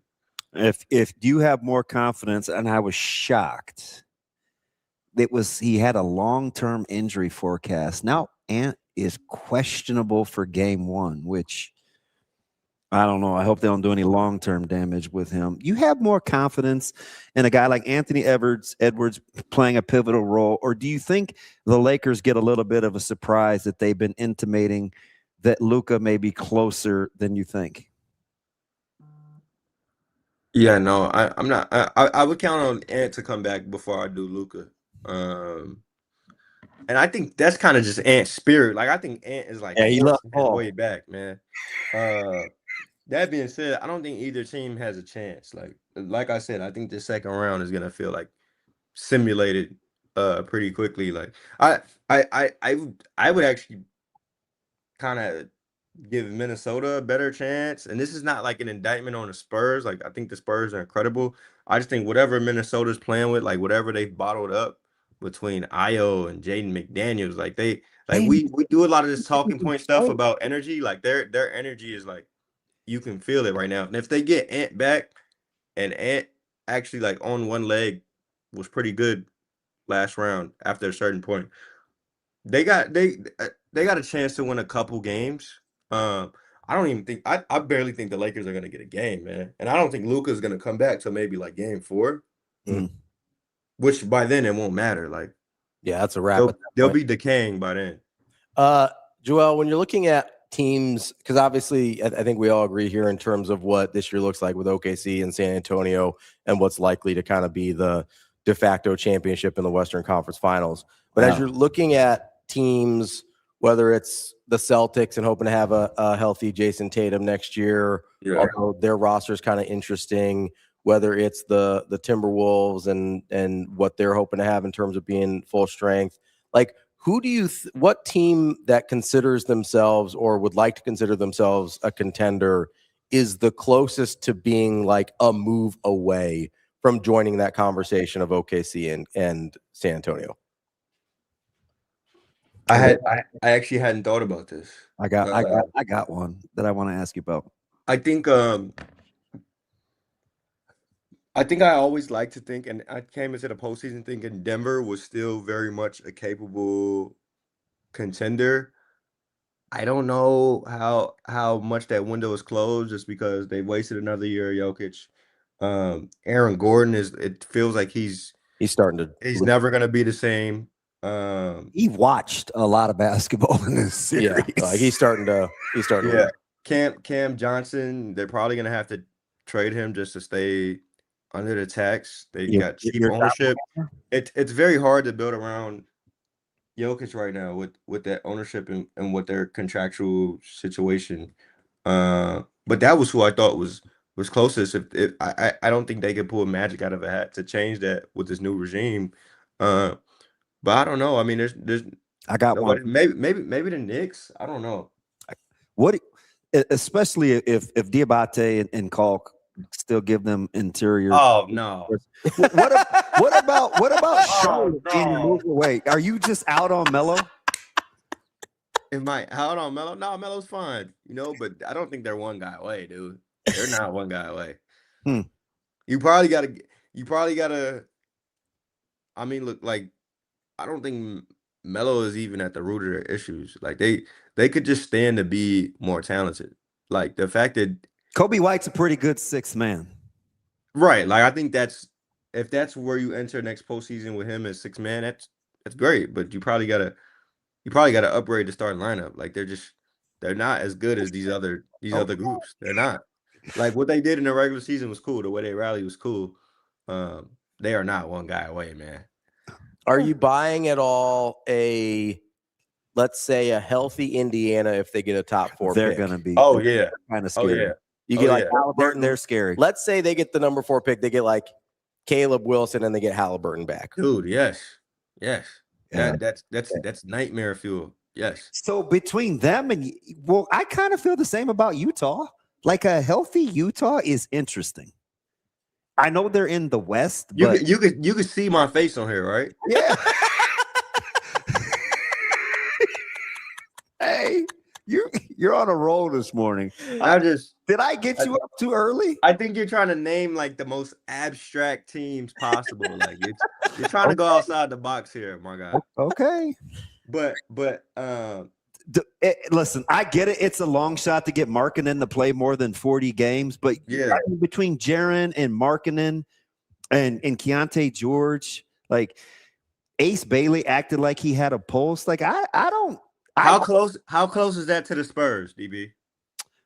So they're in the West, right? So it's tough. But the conversation was teams that you think are on the verge with an addition of being really good. I on the verge of what? Being in the playoffs? Because these are the teams we're talking about. Well, a healthy Utah in another year is a playoff caliber team. I don't think that's a hot take. Somebody would have to slip out, and who we think about then? Portland. I mean, Golden State was a play-in game participant. They're going to be. Portland made it. Is Utah going to just be better than Portland next year? Well, you didn't think Portland maximized? Well, they get Dame back. Does that matter? Yeah, they'll get Dame back. No. Okay. You're really high on Utah here, DB. I'm seeing youth and potential. Like you got nothing from Jaren Jackson. And I don't know if he's going to go back to being the defensive player he was 2 years ago. But he only played 3 games for you. Like, yeah. I mean, you I get don't know. a healthy Kennedy champ. I don't know, Joel. Then again, I don't spend a lot of time thinking about Utah. We had the same conversation about OKC before I ended up covering OKC for 2 years. And I hope that's not in the archive somewhere. I was very down on OKC's direction. Then again, I don't know who knew that Shea would become the best player in the world. I certainly didn't have that. I certainly didn't have J-Dub become all NBA. I only asked you because I was a huge Presti fan and I liked their roster. Like that's the only reason that came up. I didn't see it coming either. And I knew Suggs from the grassroots in Minnesota. So Chet had me in like I came by that on a humbug. I didn't like see dominance. Like that was I don't think anyone did. But I for sure did not see division. Even when I got there, Like I remember the first game I covered was the second game of the season. Uh, and they played. Matter of fact, okay, so the first game of that season, I believe, which was the 23-24 season, they played Denver at home. That was their home opener. Um, and I think going into the year, people had them as like they were in the play-in before that, if you remember, against the Pelicans. And Josh Giddey had a great playing game, whatever.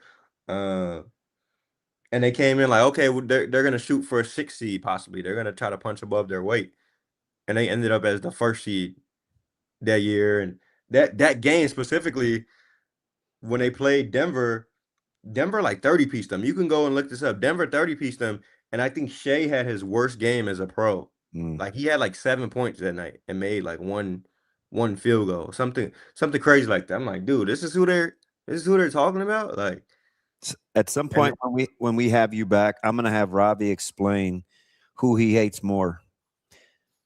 Nikola Jokic or Shea Gilgeous-Alexander. You hate you. Listen. Usually people are on one side of this thing. No. You hate both? Oh my gosh, here we go. Dude. Hate strong.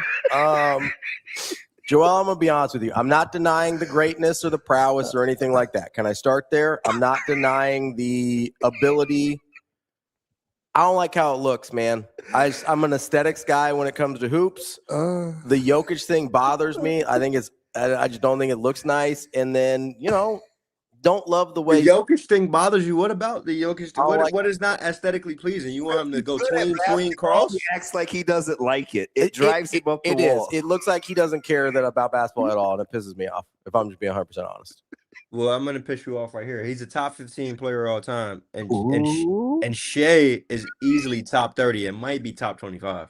I mean, we can have a different conversation about Jokic if he keeps getting bounced in first rounds like this. Oh, the conversation's already happening. I thought y'all were gonna ask me about him because I actually haven't had this conversation out loud with anybody yet. I mean, listen, I think it's going to be a real hard argument with Jokic if he only ever makes one finals. Like that's going to be, and I agree with you. I think there's a potential that this window has started to close. I don't know that he's going to be one of those guys that plays a really long time. He just doesn't seem like he's like, yeah, I want to grind this thing out for 20 years. That doesn't give me vibes. Yeah. I'm going to have a hard time with some of the accumulation. And like, listen, I understand how great he is. I do. I'm not going to argue with you about that. I don't like the fact that it just doesn't seem like he gives a damn to be out there at all. Yeah. I struggle with that. Like I struggle with it. I hear you. His passion lies in equestrians, That being said, like when he's good, like dude, the league is known about his 2-man game with Jamal Murray for a long time. I know. And it still remains formidable with all the tape on it. Like if they had if Aaron Gordon was like even at like 60%, they probably leave that series. And if they had if Cam Johnson didn't forget he was an NBA player, they probably leave that series. Like there's a lot of variables. He could have had some better circumstances in recent years. But then again, like you said, they haven't been past the second round since that year. Yeah, that's a tough part. So the conversations are getting tough because there's not a pathway for them to get back. And Minnesota has gotten there twice in the last 2 years. And it's probably gonna be the banner they hang, but it counts for something, man. Denver has long had this sort of ceiling now. And who are they even better than anymore? OKC, the Spurs, they're not better than these teams. So the uncomfortable conversations need to be had, especially because of the way I think the media's really coddled him, particularly the media at the most front-facing media that has the ability to create groupthink. They've really coddled that guy, and they've pushed that he's a top 10 player all time. And then it's a shame that he doesn't have 8 MVPs. And that we've rewritten history because Shea stole an MVP from him, might steal 2. This is the mainstream media sort of doing that and coddling him. And the conversations have gotten very uncomfortable since they got bounced because of I don't want to name names, but the most obvious is Bill Simmons, guys like that who The Jokic Simmons is and like a Lowe media darling. thing of Jokic drives me crazy, and I like Simmons in general. I think I've it's been, I think it's I do become a too. bit though. I've been, I've been listening. I started listening or reading him like 20 years ago because I was a Red Sox fan. Like, so I like Bill Simmons, but the glazing he and Lowe do with Jokic drives me crazy because, like, you're right. There's a lot of stuff there that if you're talking about a guy in that category, you have to start making some tick marks against, like, well, this doesn't look great and this isn't ideal either. Like, nobody stole anything from him in terms of MVPs or whatever. This happens to every great player in every generation. Like, Michael Jordan doesn't have as many MVPs as he should have, right? Like, Kobe probably doesn't have the MVPs. Like, LeBron doesn't have as many MVPs as he should have. Like, I would argue Steph doesn't have as many MVPs as he should have. Like, all the great players, you like go through this negotiation of, like, voters get tired of voting for a certain guy, and then he doesn't have as many as he should probably have. And we specifically chose to not do that with this guy. Yeah, and so now that you gave him that grace, it's perfectly fine to look back at these past 5 years and say, "What have you done for me lately?" Like that's perfectly fair. I don't know, and like as recently as like a month ago, I think this is Stan Van Gundy called him the best offensive player all the time. Like, okay, if that's the lens you view him through, he needs to be held accountable for the lack of playoff success, regardless of team circumstances. Because I know this West is not the East that LeBron competed in, but we eviscerated LeBron at times, and we were very critical of LeBron for simply that guy went to finals after finals after finals, and because he did not get over the hump every time, we were very critical of that guy. This guy's not getting past the second round, and again, his West and LeBron's East are not one for one, but I mean, we have to. If you're gonna call this guy the greatest offensive tool of all time, you have to hold him accountable. Yeah, there becomes a context there. Like, if you're having that conversation, I mean, you want to talk about, I mean, what the Warriors make 5 straight finals, 6 straight finals. I think I lost count, man. Yeah, like it's like you make 6 straight finals in a West that is pretty damn good at the time. Like, if you're gonna start having these top 10, top 15 conversations, like, you have to be held to the same standard as everybody else in that group. Yeah, and you're gonna hate me, but I think OKC sustained the level. It looks like they're gonna sustain this thing at. Yeah, I agree. Just because I don't like the way SGA looks. Back like, to back MVPs he's in rare company, which is why I think Shea is banging on the door, if not already top 25 of all time. He's definitely like a top.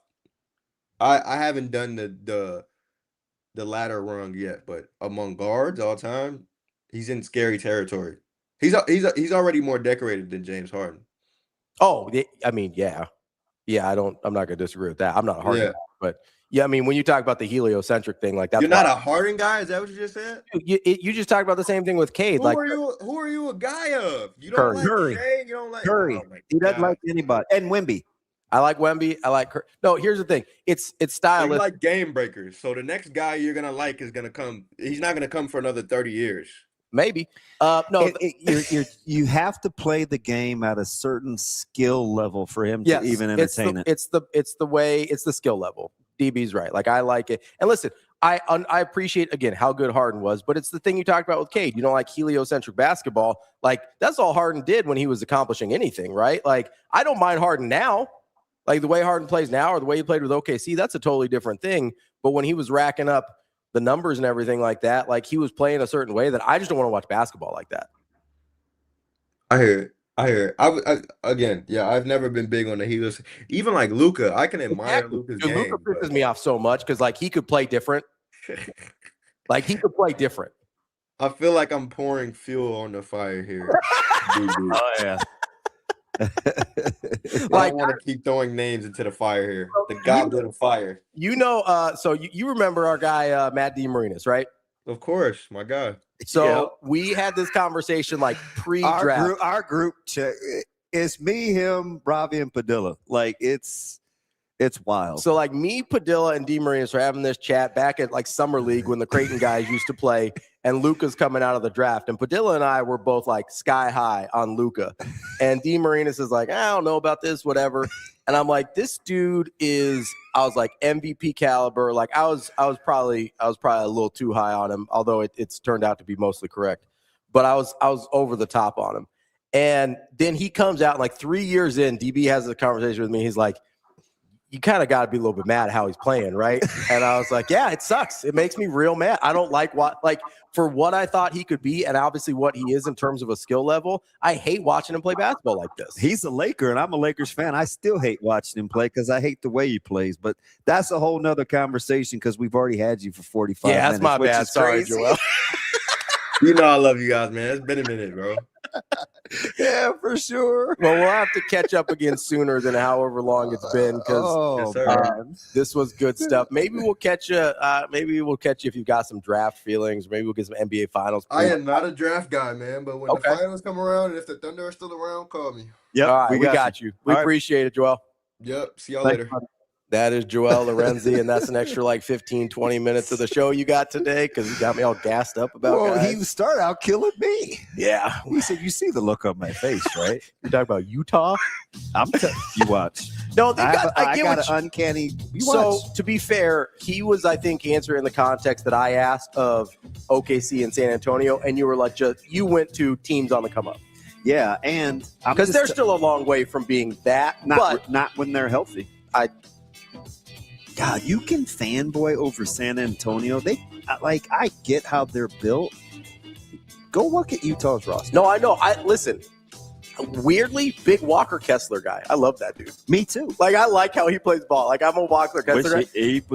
He should have played better for Carolina. I get the asset. I'm not a huge JJJ guy. Like that's not. Depends. Again, I'm not calling for defensive prowess from 2 years ago. But a healthy He's Jaren capable. Jackson, very much so. Very capable. They do. You're right, though. They probably need one more high-level piece. So depending on how the lottery works out, that could go their way. Watch. That's DB. I'm Ravi Lulla. That's 20 minutes too long. Hurrdat Sports Live. We'll be back tomorrow. Maybe we'll take it back then. Who knows? Probably not. Start at 7:20. See you. Have a good day. Love you.